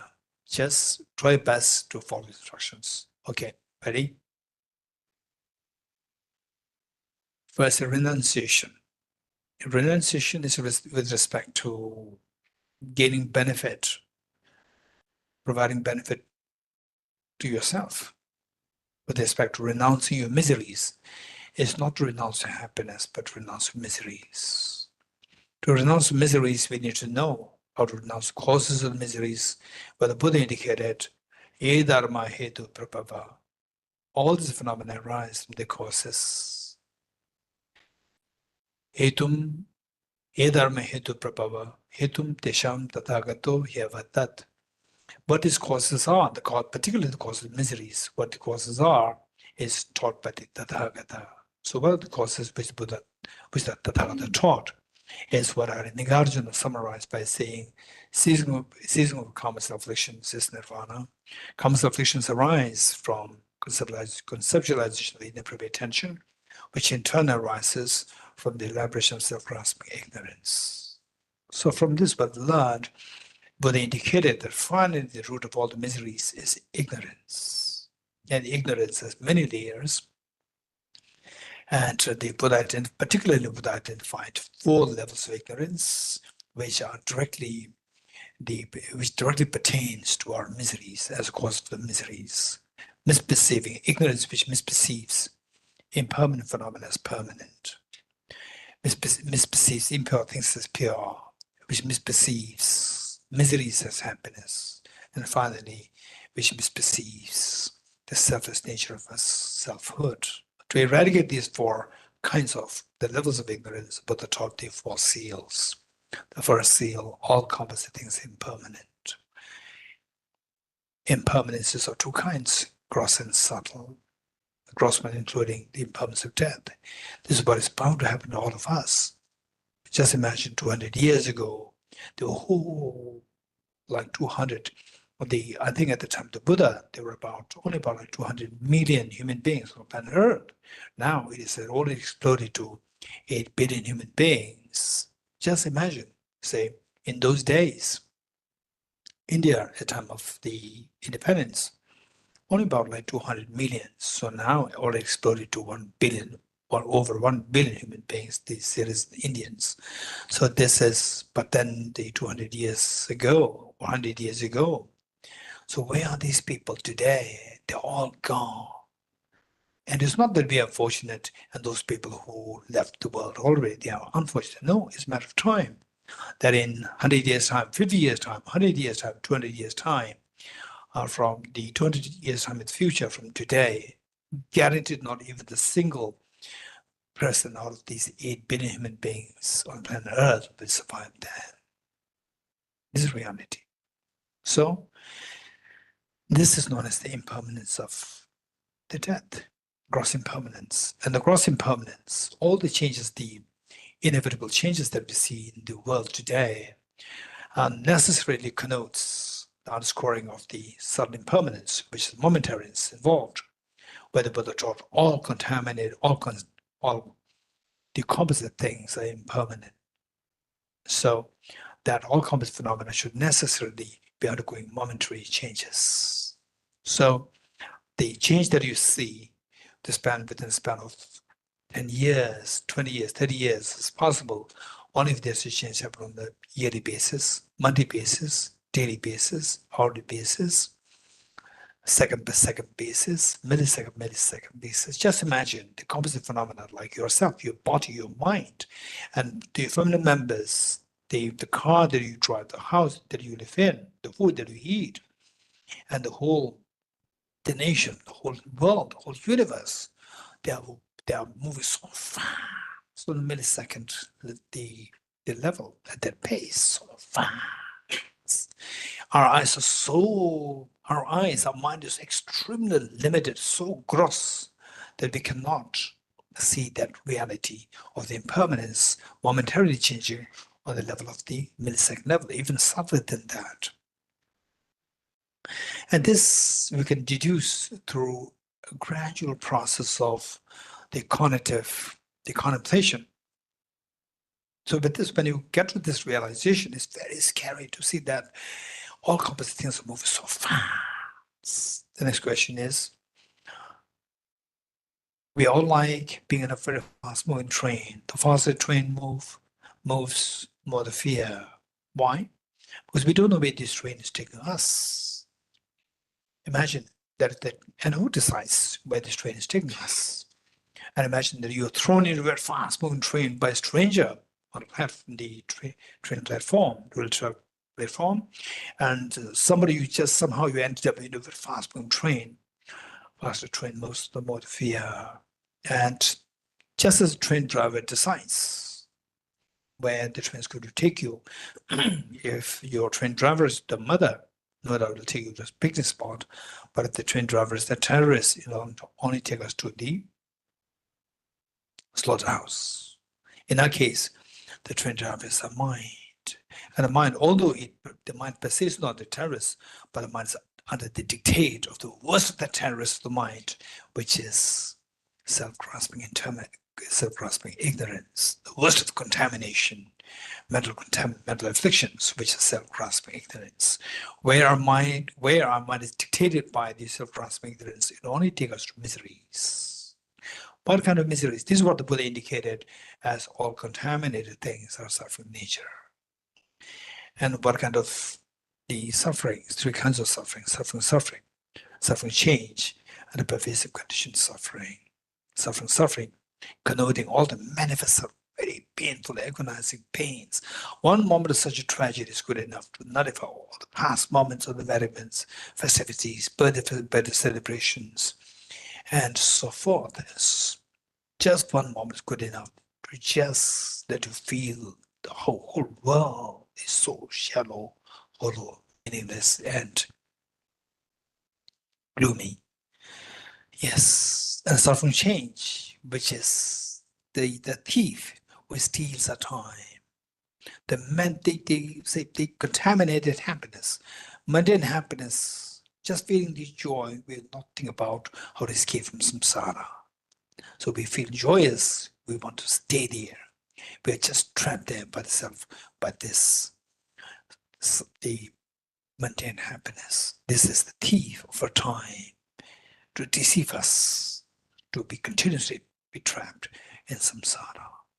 And pervasive condition suffering, which is the mastermind of all these two miseries. Mastermind, self-grasping ignorance, all the afflictions and contaminant karmas. These are the masterminds of our being trapped in samsara. And then letting us go through all the agonizing tears and the pains of samsara. And these are all because of the contamination. And they're too rooted to ignorance. Okay, that's true. And how many times we've shed tears to feel the loss of near and dear ones. I personally lost my mother when I was just 5 years old. So much of I could still remember as a 5-year-old boy that my father was just so much of pain over the loss of my mother. And my 2 siblings, they also crying, screaming, wailing. It's so painful. It's a story of everybody. This is reality. And this is what awaits everyone, young, old, and everyone. So painful. And all these pains, at the core of these pains is the self-grasping ignorance. And how to get rid of till we get rid of the self-grasping ignorance, this pain will never stop on their own. 2024 is soon going to be stopped. 2023 already stopped. 2024 in just 5 days from now will come to an end on its own. And when will these miseries will stop? When will these tears that I have to shed, that my family members have to shed, when will they stop? They will never stop on their own unless until you put a concerted effort. What kind of effort required? Effort to cut the root of miseries. What is that effort? So depending on what the root of misery is, given that root of misery, ignorance, the counter, the force should be the wisdom. Just as darkness, to remove the darkness, it is only to introduce the light, not by blind faith, not by praying to Buddha, please remove the darkness, Buddha, please remove the darkness. It will never happen. Buddha would be very pleased if you light a candle. So likewise, the Buddha would be most happy if you light the wisdom to dispel the darkness of ignorance. Okay, what is that wisdom? This wisdom is a mind, is a discerning mind whose apprehension of the object tallies with reality. What is the reality? The reality is what the Buddha indicated as the 3rd seal. Everything is the nature of emptiness and the selflessness. Okay, so here we see that we're going to meditate on emptiness, and there are many of us who are new to this, but don't worry, we'll just do this, because if I skip this meditation, there are many people who are already very senior with the learning of the Buddha Dharma for the last 7 years, 10 years, 20 years, and so forth. I'm not doing justice for them. So those of us who are new, just try to follow whatever is being said. And even that, you are very meritorious. that we are getting this instruction. Oh yes, so the rest of us will just meditate on this, the wisdom emptiness. Okay, that is today. Let's meditate on the emptiness of yourself. What are you doing? I'm meditating. And what is this body? What is your body doing? My body is also in a meditative stage. And how does this person appear to you? Like a dream that your mind is your mind is projecting it, or that it is so solidly there, so objectified there. Of course, so objectified there. This belief that this self, referred as I, exists so objectified, solidified there, this is known as self-grasping ignorance. Why ignorance? Why not a valid mind? Because the self does not at all exist the way it appears as objectified. How do you know that? Okay, for that, remember what Parinirvana taught. If the mirage would be water, why not those close by the mirage see water? With a similar token reasoning, if this self would exist objectively, why don't I see the self as I go closer to the object? Okay, now let's go closer to the object to see if this self does exist objectively. So that mind, which goes closer towards the object to analyze if this self exists objectively, is known as ultimate analysis. Technically speaking, we're subjecting self to ultimate analysis. Subject self to ultimate analysis, just ignore all those things which you discovered that they are not the self. They're not identified objectively as the self, just ignore all of these. Or you go closer to the self, we see the thin layer of the skin. Of course, that is not me. Behind that, the fatty tissues. Behind that, the bones, skeleton, the muscles, the heart, the lungs, the spleen. All these solid parts of the body constitute the element of earth. And the element of earth is not identified as intrinsically, objectively as the self. Element of water, 4 liters of blood which is pumped in and out by the heart of different parts of the body. Of course, that is not me. Element of fire, 2,600 joules of energy. Of course, that is not objectively identified as the self. Element of air, 4.6 liters of air that you breathe in and out through your lungs. Of course, that is not me. Element of space, 99.99% of a body is vacuum, but I'm not a vacuum. I'm not a space. I'm a solid person. Vacuum is the space is vacuum in nature. The space also not me. What is left now? Element of consciousness, my mind. Yes, I'm a male. I'm a female. My mind does not have a gender. Gender is posited on the basis of the body. And also that people can see me. People cannot see my mind. So therefore this mind or the consciousness is also not me. Okay, now, so subjecting self to ultimate analysis, by going too close to the object, you end up seeing the 6 elements. Which of the 6 elements to be identified objectively as the self? None. If none, see if the self still exists objectively as real by discarding as something different from the 6 elements. Remove the 6 elements, what is left? Nothing is left there. Stay in this experience for a while.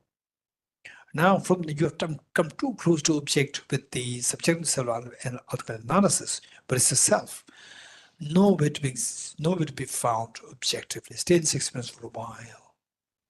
For some people, a tinge of a fear can come. For some, a tickling sensation can happen. For some, cold waves can flow through your body. And for some, extremely tranquil feeling can be experienced at the core of your heart. Should any of these experience comes to you, you're very fortunate. If not, don't worry. Just study more, contemplate, meditate more on the wisdom of emptiness, and this will eventually fructify into these amazing experiences. Okay, that's amazing. Yes, this self, I discovered that is, to my amazement, discovered that this self does not exist objectively. It's very profound practice.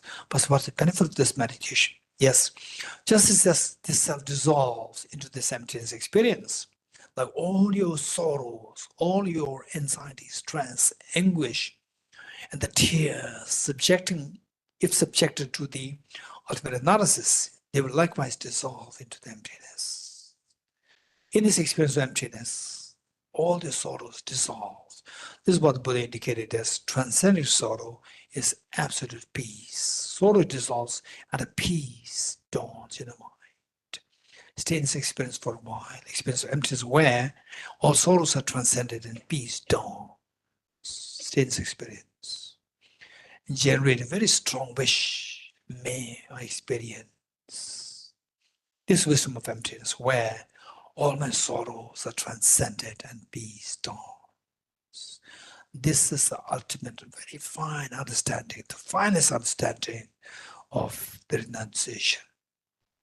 Okay, slowly come out of the practice and give a short break, few seconds break before we move to the Bodhicitta practice.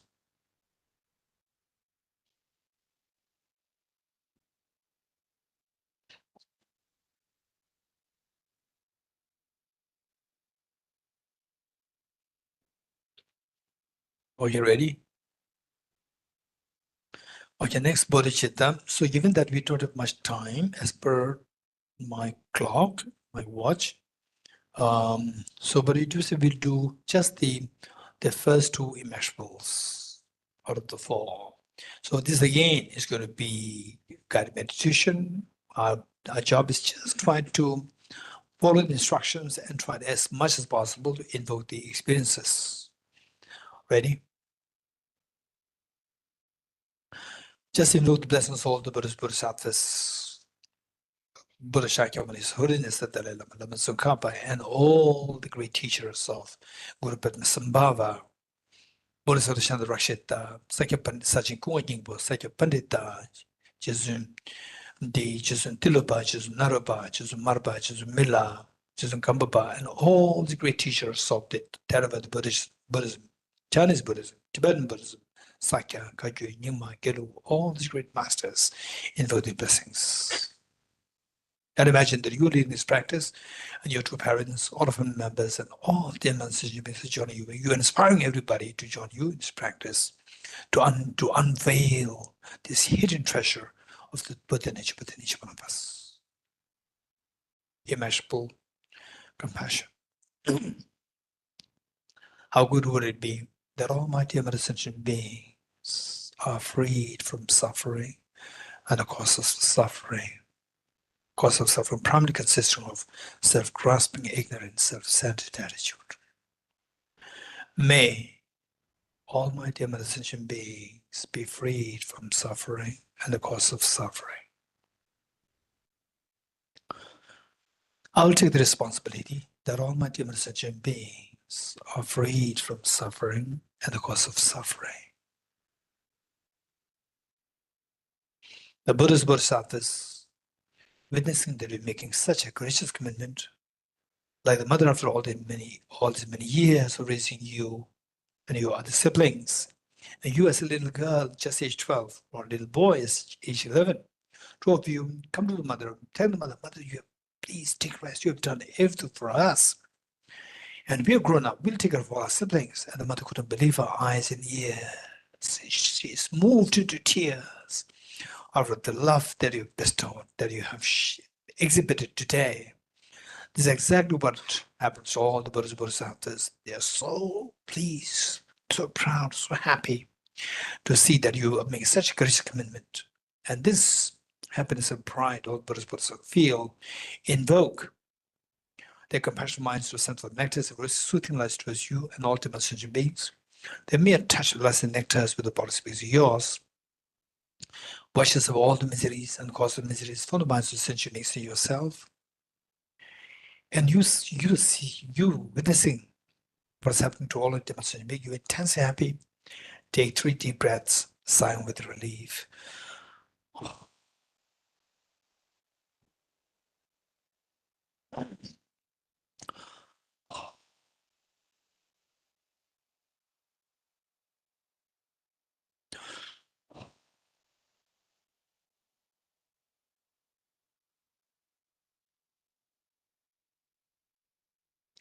Next, immeasurable loving kindness. How good would it be that all mighty sentient beings are endowed with happiness and the causes of happiness? The causes of happiness primarily consisting of the most beautiful mind of Bodhicitta, ultimately intention to become Buddha for the benefit of sentient beings. and the most fearless mind of the wisdom of emptiness. May all my dear Mother sentient beings be endowed with happiness and the causes of happiness. I will take the responsibility that all my dear Mother sentient beings are endowed with happiness and the causes of happiness. The Buddha's Bodhisattvas witnessing that you are making such a courageous commitment, their intense happiness proud of you. This pride and happiness invoke their compassionate minds to accept the nectars of soothing lights towards you and ultimate sentient beings. The mere touch of lights and nectars with the body speaks yours instills in all happiness and the cause of the happiness with you and ultimate sentient beings. The mere touch of lights and nectars with the body speaks yours. The beings instills happiness, and you seeing what's happening to us ultimate sentient beings. You're intensely happy. Take 3 deep breaths, some with relief.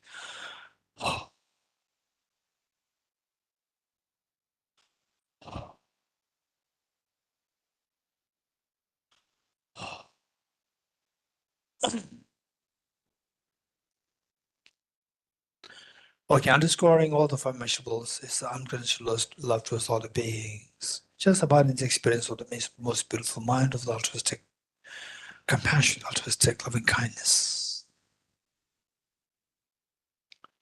And with folded hands, let us make a Bodhicitta commitment together 3 times together. First, I'll say this line, and then let's all repeat this 3 times together. May I become Buddha for the benefit of all my dear Mother sentient beings. May I become Buddha for the benefit of all my dear Mother sentient beings. May I become Buddha for the benefit of all my dear Mother sentient beings. May I become Buddha for the benefit of all my dear Mother sentient beings. It's amazing that we made such a courageous commitment to Bodhicitta today on this very sacred day of Lama Tsongkhapa's anniversary and the Christmas day, the day that Lord Jesus Christ was born.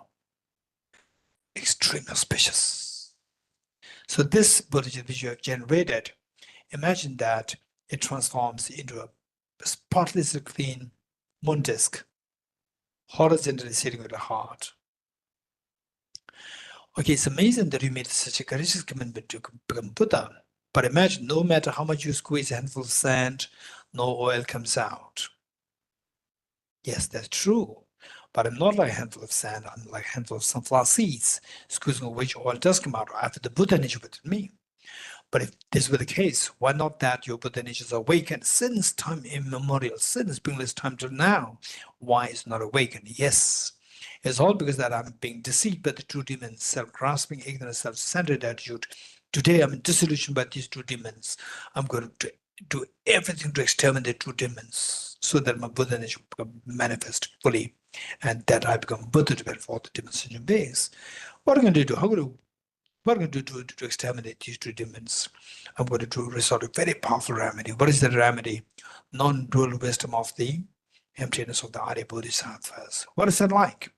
Okay, let's quickly retrieve this experience of emptiness, where subjecting to self analysis, we see that it's just objectively there, the self is just empty amidst the 6 elements: earth, water, fire, air, space, and consciousness. Amidst the 6 elements, there's no self exists objectively.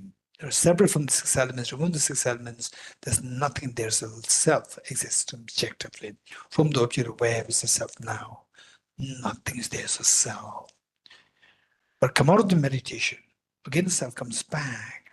So the self comes back, it appears to the mind. It's just a mere appearance. From the object is empty, it's just mere subjective appearance. This is known as subjective existence. Self does exist, but it exists only subjectively. It is empty objectively. Objectively is empty. See this experience where objectively is empty. Slowly transform this most fearless mind. This you experience this, all your fears will dissolve. Slowly transform this fearless mind of the wisdom of emptiness into a spotless, clean, white Vajra. Thumb-sized white Vajra. Vertically seated on the Bodhicitta heart. Okay, that's amazing. Now you have the non-dual bodhicittas. The moon is symbolic of the conventional bodhicitta. the aspiration to become altruistic, aspiration to become Buddha for the benefit of sentient beings, and a Vajra symbol of the ultimate Bodhicitta, which is the non-dual wisdom of the Arya Bodhisattvas, which will guarantee to exterminate all the mental defilements, Buddha afflictive, and account of obscurations. So now, with this, the Buddha nature becomes manifest, fully unveiled, fully amazing. Meanwhile, don't forget your parents and all sentient beings are suffering. Yes, generate very strong compassion towards them. And this strong compassion invokes your Vajramon to multiply infinite number of times.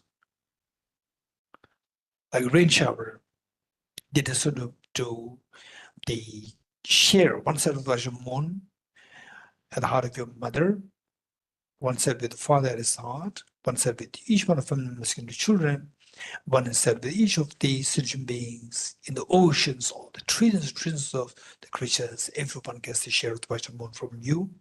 Likewise, all the trillions of creatures in the wilderness, on the underground, on the ground, and in space. Human beings, non-human beings, everyone in the Milky Way galaxy, in the entire universe. Now, every sentient being, they're being blessed by your sharing the Vajramon.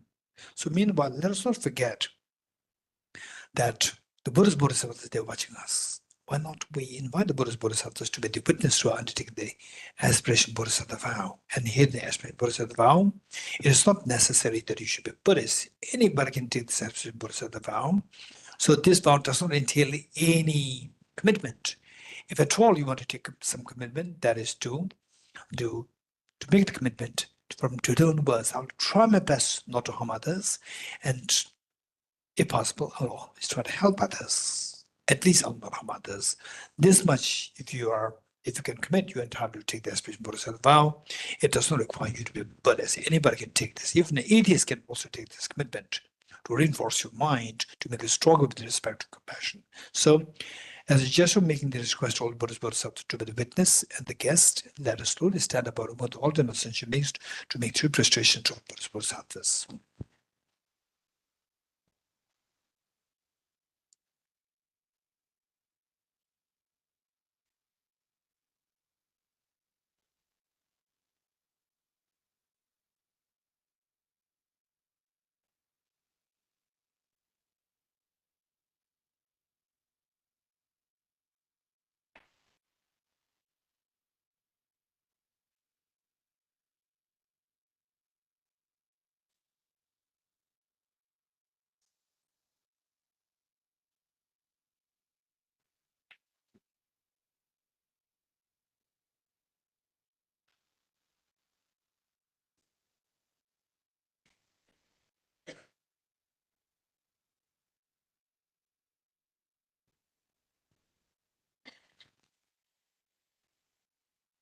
Screen sharing. Okay, if possible, sit on your right knees. And offline is on page, it should be on page 50, I think. Page 50 offline. Is it 3 verses? Yes, it's 3 verses. Okay, offline. For you, there may be 2 extra verses, but we're going to read only the 3 verses. For the online participants, we have only 3 verses. Okay. So this is the actual ceremony of taking the Aspirational Bodhisattva vow today on the very sacred day of Lama Tsongkhapa's anniversary, corresponding with the Christmas day, and His Holiness's the auspicious the day of the week, the Wednesday. So with this in mind, imagine all the Buddhist Bodhisattvas, they're watching us as you requested. They so kindly they came to pay full attention to what you're doing. Like these, say you as a little girl, age 5 or 6, or little boy, age 4 or 5, 6, for the first time in your life, you make about the appearance, where the parents, whatever they have to do, they have to do that day, they just leave behind everything to come to join the audience, waving the hands to you, saying that we are here This is exactly what all Buddhist Bodhisattvas are doing. And you like a very extremely responsible little girl, little boy. You bring all your siblings to also take part in this program. Something which makes to make yourself proud and to make your parents proud. This is exactly what you're doing today on this sacred day. In front of all the Buddhist Bodhisattvas, this is what you're doing. You're inspiring all the sentient beings to come to take the aspiration Bodhisattva vow so that Buddha energy inside, that the treasure of ultimate happiness would be awakened within each and every sentient being. So imagine that you are taking this, you are leading this practice and all beings are joining you. And I would like to explain the first verse quickly. So this journey of awakening the Buddha nature within, this is not an easy task. So therefore you need the greatest support. And the greatest support that you can think of is the Triple Gem. The first line says, I'll go for refuge, the Triple Gem. And then the greatest support is the journey. Journey involves a road. A road must not be blocked by the fallen trees, the boulders, and so forth. And the road is none other than your own mind. Your mind is the road to enlightenment. So this mind must be removed of all the potential obstacles in the form of the negativities. So the second line says, I confess the negativities individually. Now the road is clear, but if the car does not have fuel, again, you cannot take the journey.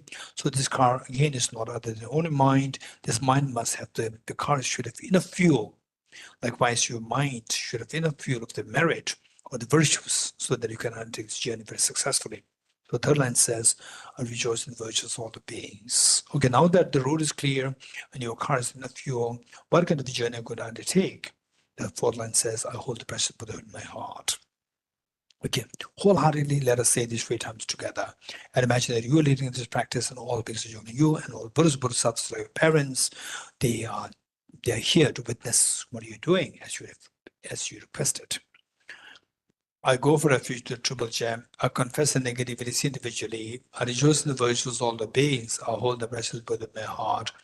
I go for refuge to the Triple Gem. I confess the negativities individually. I rejoice in the virtues of all the beings. I hold the precious Buddha in my heart. I go for refuge to the Triple Gem. I confess the negativities individually. I rejoice in the virtues of all the beings. I hold the precious Buddha in my heart. Okay, next 2 verses, I'm going to quickly explain this. If this is the kind of journey, then in the history of humanity, do you find anybody who has actually undertaken the journey? Yes, Prince Siddhartha. When he was the age of 29, he left his palace and then undertook this journey. Eventually, he became a fully awakened and enlightened master. That the last 2,500 years, how many human beings, non-human beings, they have benefited. Or for example, today, His Holiness the Dalai Lama is the product of the Buddha Shakyamuni's teachings. So look, he's the son of the world today, who only talks about compassion, who only talks about harmony for the whole world. So this is the product of such a great enlightened master. If this is what somebody succeeded in doing this, I'll also follow 4 steps. How did he succeed? Through creating 2 factors. The first factor is the factor of generating very strong motivation, bodhicitta. He generated very strong motivation, bodhicitta motivation. And then to materialize this aspiration of the bodhicitta, he engaged in the bodhisattva practices of the 6 perfections and 10 perfections. If this is how he succeeded, I'll also follow his footsteps. I'll also generate very strong creative 2 factors. I will create a motivation, a very powerful motivation, bodhicitta, and to materialize the aspiration, I'll also engage in the bodhisattva practices. Okay, so wholeheartedly let us say this together. During the 3rd repetition of the last line, imagine that you receive the aspiration bodhisattva vow with the end, feel the joy. Gurus, Buddhas, and Bodhisattvas, please be here to me. Just as the previous Buddhas have generated the mind of Bodhicitta, and just as they successfully dwell in the Bodhisattva practices, likewise for the benefit of all sentient beings, I will generate the mind of Bodhicitta, and I shall learn to successfully train the Bodhisattva practices. Gurus, Buddhas, and Bodhisattvas, please be here to me. Just as the previous Buddhas have generated the mind of Bodhicitta, and just as they successfully dwelled in Bodhisattva practices, likewise for the benefit of all sentient beings, I will generate the mind of Bodhicitta, and I shall learn to successfully train the Bodhisattva practices. Gurus, Buddhas, and Bodhisattvas, please be here to me. Just as previous Buddhas have generated the mind of Bodhicitta, and just as they successfully done the Buddhist practices, likewise for the benefit of all sentient beings, I will generate the mind of Bodhicitta, and likewise shall too successful train the Buddhist practices.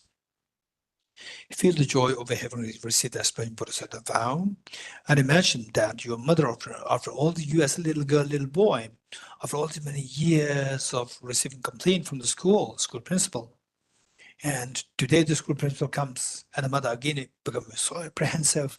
What kind of complaints? The school principal says, no, we came here to congratulate you. For what? That your son and your daughter, two of them are appointed as the best students for this year of our school for this year. And the mother could not believe her eyes after all these many years of receiving complaints about you as a little boy.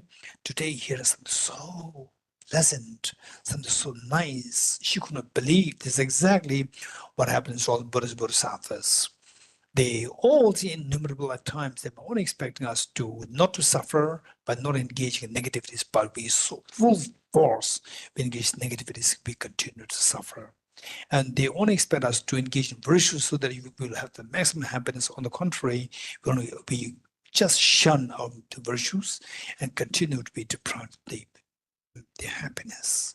Today what he did, there's something which really made their day. They were so happy. This joy and the pride that they feel today, like the mother, that invokes the Vajramon at their hearts, which are in the full-fledged form, to multiply infinite number of times. Like rain shower, they descend to merge with the Bandha, visualize your heart, thereby becoming non-dual, stabilized, and blessed. Likewise, all these innumerable replicas Vajramon from the Bodhisattvas, like rain shower, they descend to merge with the Bandha, visualize the heart of you, which you have shared with your mother, with the father, with each one of family members, including children, which are each sentient beings here in Delhi, in India, in your own country, in the oceans, in the wilderness, in the forests, and everywhere in the Milky Way galaxy, in the entire universe. And whereby they become non-dual, stabilized, and blessed. This is amazing. All these wonders, this is a real wonder today, that the best way by which to repay the kindness to your parents and sentient beings is this practice. And today you this practice. Today you have given the gift in ways to repay the kindness of all the sentient beings. And the best gift, the best offerings that we can make to all Buddhist Bodhisattvas is this practice. The Buddha himself proclaimed that one moment of generated compassion far excels the gift of the filling the whole universe with the gold, silver, diamond, and so forth, and then offering to all Buddhist Bodhisattvas. If this were the case, what to mention of our having taken the aspiration Bodhisattva today, you have made the greatest of the offerings to all Buddhist Bodhisattvas today. And with your life, you see that there's nothing more meaningful than what you did today. You have given such a purpose and meaning to your own life. All these wonders are happening because of the kindness of all Buddhist Bodhisattvas. As a gesture of thanking all the Buddhist Bodhisattvas, let us once more stand up to make, along with all the sentient beings, to make 3 prostrations to all Buddhist Bodhisattvas.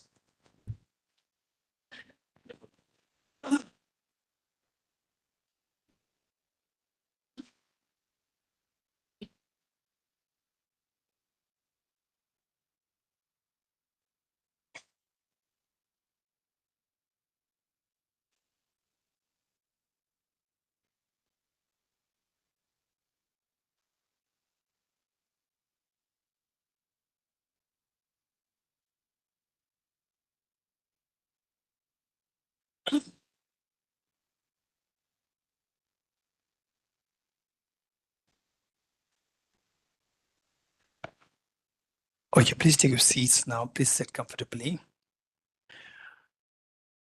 And now let us turn to the next page, page 51. Now we're almost done.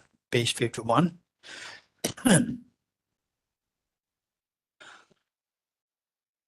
So we see that what we did today, this is extremely auspicious, extremely meaningful, purposeful. Just imagine the whole world People everywhere practice this. There's no danger of wars. All wars will stop. There's no danger of domestic violence. All domestic violence will stop. There's no danger of the border tensions. There's no danger of abusing, exploitation, and so forth. There's no danger of ecological, the damage being created by the people. All these unnecessary, say, the ills of society will automatically come to an end, provided that people practice this. So we did this, and it's so precious for yourself and for so precious for your family members, so precious for everybody in the whole universe. And so, but what about next life? We never know that we will meet or we will not meet with this teaching. So we make sure that we meet with this teaching. We include this in the form of very powerful prayer. So we are on page 51. This verse, we'll say it 3 times, wholeheartedly, that we continue to meet with this teaching and practice of bodhicitta and wisdom emptiness in the future lives as well. Throughout my future lifetimes, may I always be guided by the compassion Buddha and be able to uphold the true precious bodhicittas even at the cost of my life. Throughout my future lifetimes, always compassion Buddha and be able to uphold the true precious bodhicittas even at the cost of my life. Throughout my future lifetimes, may I always be guided by the compassion Buddha and be able to uphold the true precious bodhicittas even at the cost of my life. Okay, the remaining verses are extracted from Bodhisattva Shantideva's text, Guided Bodhisattva's Spiritual Life, in order to generate the joy, or in order to connect the Bodhisattva practice with the joy. So oftentimes, say, how many of you have that experience, both offline and online? Say after like 30, 40 years, or 20 years, or 10 years later, you smell something, and instantly it made you become reminiscent of your past, long past, nostalgia of the long past, like being with your mother as a little boy and little girl. How many had that experience? Raise hands. Okay, so this is where this smell is nothing, this sound is nothing, or this touch is nothing, the cloud is nothing. But you've connected that with a very beautiful moment of your time with your mother and so forth. So this is connected, and later on, like for example, say like this rosary, when I pull the string, the tip of the string, I pull this, the rest of the beads, they also come along. So likewise, say you hear the word bodhicitta, the joy that you have conjoined with this bodhicitta practice, which you did. So the moment you hear the word bodhicitta, or you hear somebody practicing bodhicitta, instantly this joy will be triggered. And the joy that we feel in every action, that joy, that makes sure that you continue this practice and you engage in this practice very rigorously. So, for example, Milarepa, how he became enlightened within a single lifetime, because for him, say, every moment of Dharma is a joy for him. So where there's a joy, it's known as a passion. It becomes a passion. So this passion makes sure that whatever you do in the first place, no matter how hard, difficult it is, you will somehow make it happen. Number 2, that this passion will make sure that this journey is completed. So therefore, this is so precious. And Bodhisattva Shantideva, he included these verses to attach joy with the practice of bodhicitta. So in future lifetimes, when we meet with this bodhicitta practice, instantly joy will be triggered, and this will make us very rigorously the plunge into the practice of bodhicitta. This is how we continue with the practice of bodhicitta, which we started in the previous life and to be continued, and then go gade parakade, eventually to bodhiswaha. Okay, so with this mind, let's recite this together. Imagine that you're leading this and all sensual is joining, and all Buddhas Bodhisattvas are watching us. In order to further increase this bodhicitta from now on, those with discernment who have lucid seized an awakened mind of bodhicitta in this way should be praised in the following manner. Today, my life has borne fruit. Having well obtained this human existence, I've been born in the family of the Buddha, and now one of Buddha's children. Thus, whatever actions I do from now on must be in accord with the family. Never shall it disgrace or pollute this noble and unsullied race. Just like a blind man discovering a jewel in a heap of rubbish Likewise, by some coincidence, an awakened mind has been born within me. It's the supreme ambrosia that overcomes the sovereignty of death. It is the inexhaustible treasure that eliminates all poverty in the world.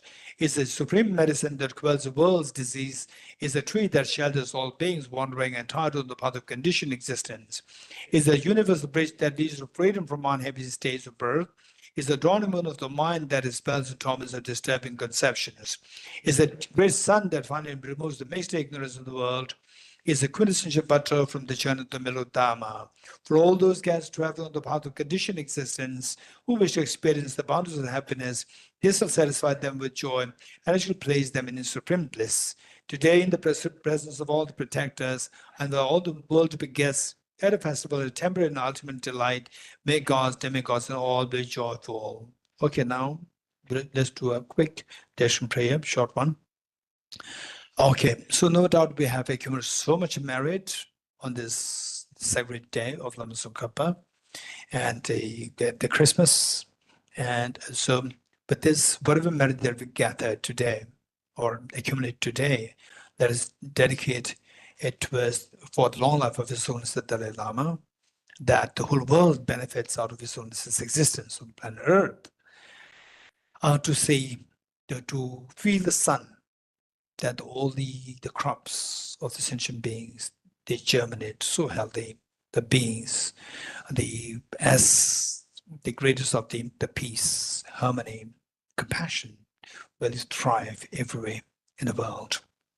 And let us also pray that all these great, the learning centers of the Theravada tradition, Chinese tradition, Tibetan tradition, within Tibetan society, where there's a genuine the Dharma practice happening, may all these learning centers thrive in the activity of study, reflection, and meditation, that the Mount Everest of all the Buddha Dharma continue to give streams of the nectars of the Dharma to all the sentient beings.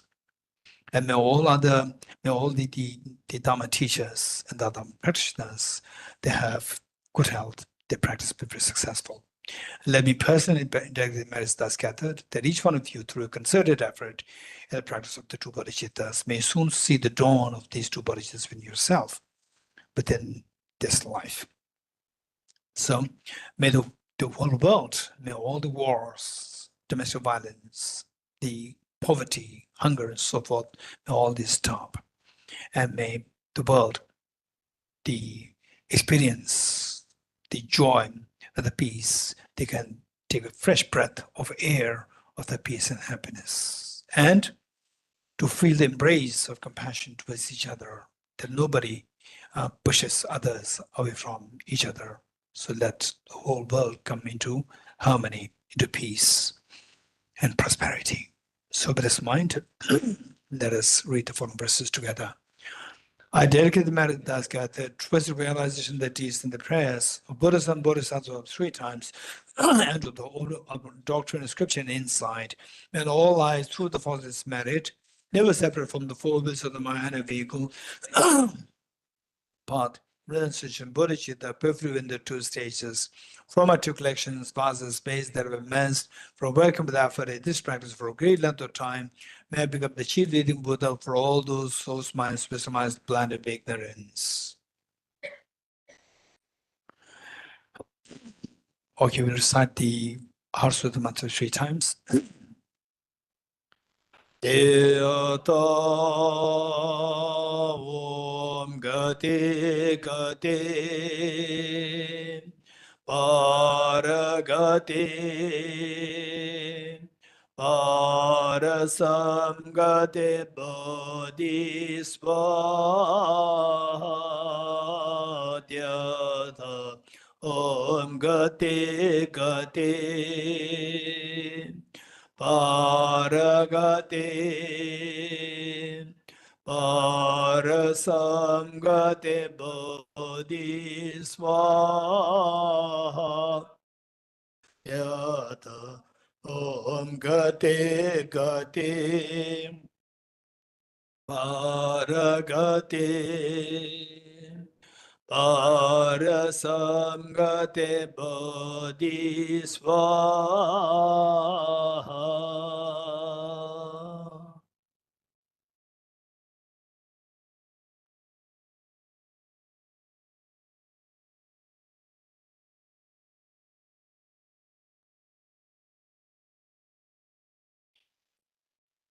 Thank you very much. This good. There. Tagala. Super.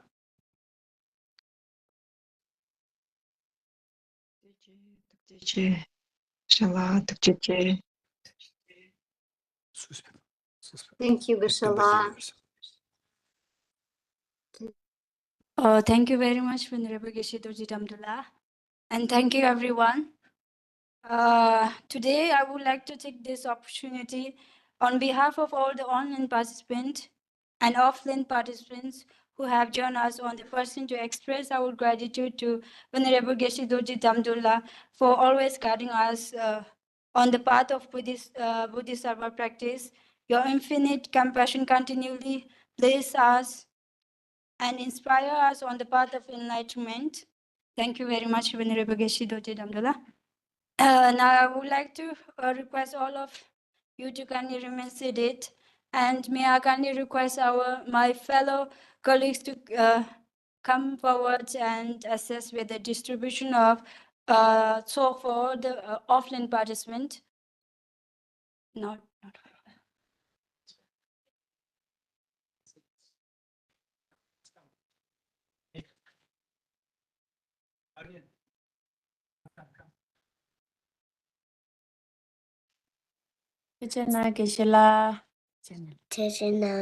While my colleagues are distributing the talk, I would like to make a small announcement. On January 3rd and 5th, 3rd and 4th, 2025 at Gulmohar Hall, India Habitat Center, Tibet House, the Culture Center of His Holiness the Dalai Lama, New Delhi, is pleased to announce two-day conference on perspectives of mental experience, neuroscience and psychology, Series 9.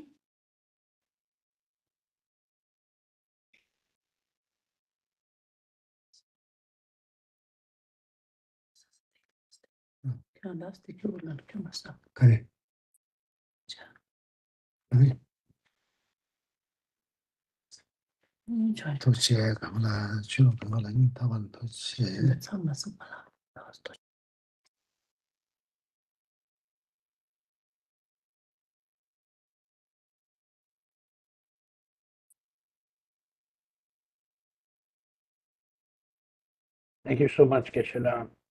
Thank you so much, Tibet House. Lastly, I would like to Thank you, announce that Geshe-la. refreshments have been arranged downstairs at the reception area for Thank you, all of Venerable you. Geshe-la. Thank you, Tibet House This staff. will be followed by the learning, by the offering lights by the offline participants at Всем Tibet большое House, спасибо. Buddha Lawn.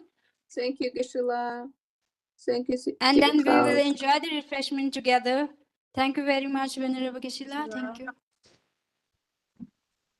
Thank you, Geshe-la. Thank you, Geshe-la. Thank you, Geshe-la. Ajit Geshe-la. Thank you, good. Ajit Thank Tibet. you. Thank you, Tibet. May I have your attention, please? Thank All the you. offline participants, I request you all to kindly move downstairs to the lawn area Thank you, where Tibet House. we will perform the lighting ceremony first, in remembrance of the great teacher Lama Tsongkhapa with reciting the Miksema mantra, and then we will be moving to the reception area for the refreshment.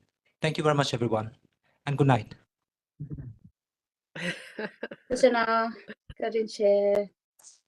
Ajit Geshe-la. Thank you, Geshe-la. Thank you, Tibet House. Thank you.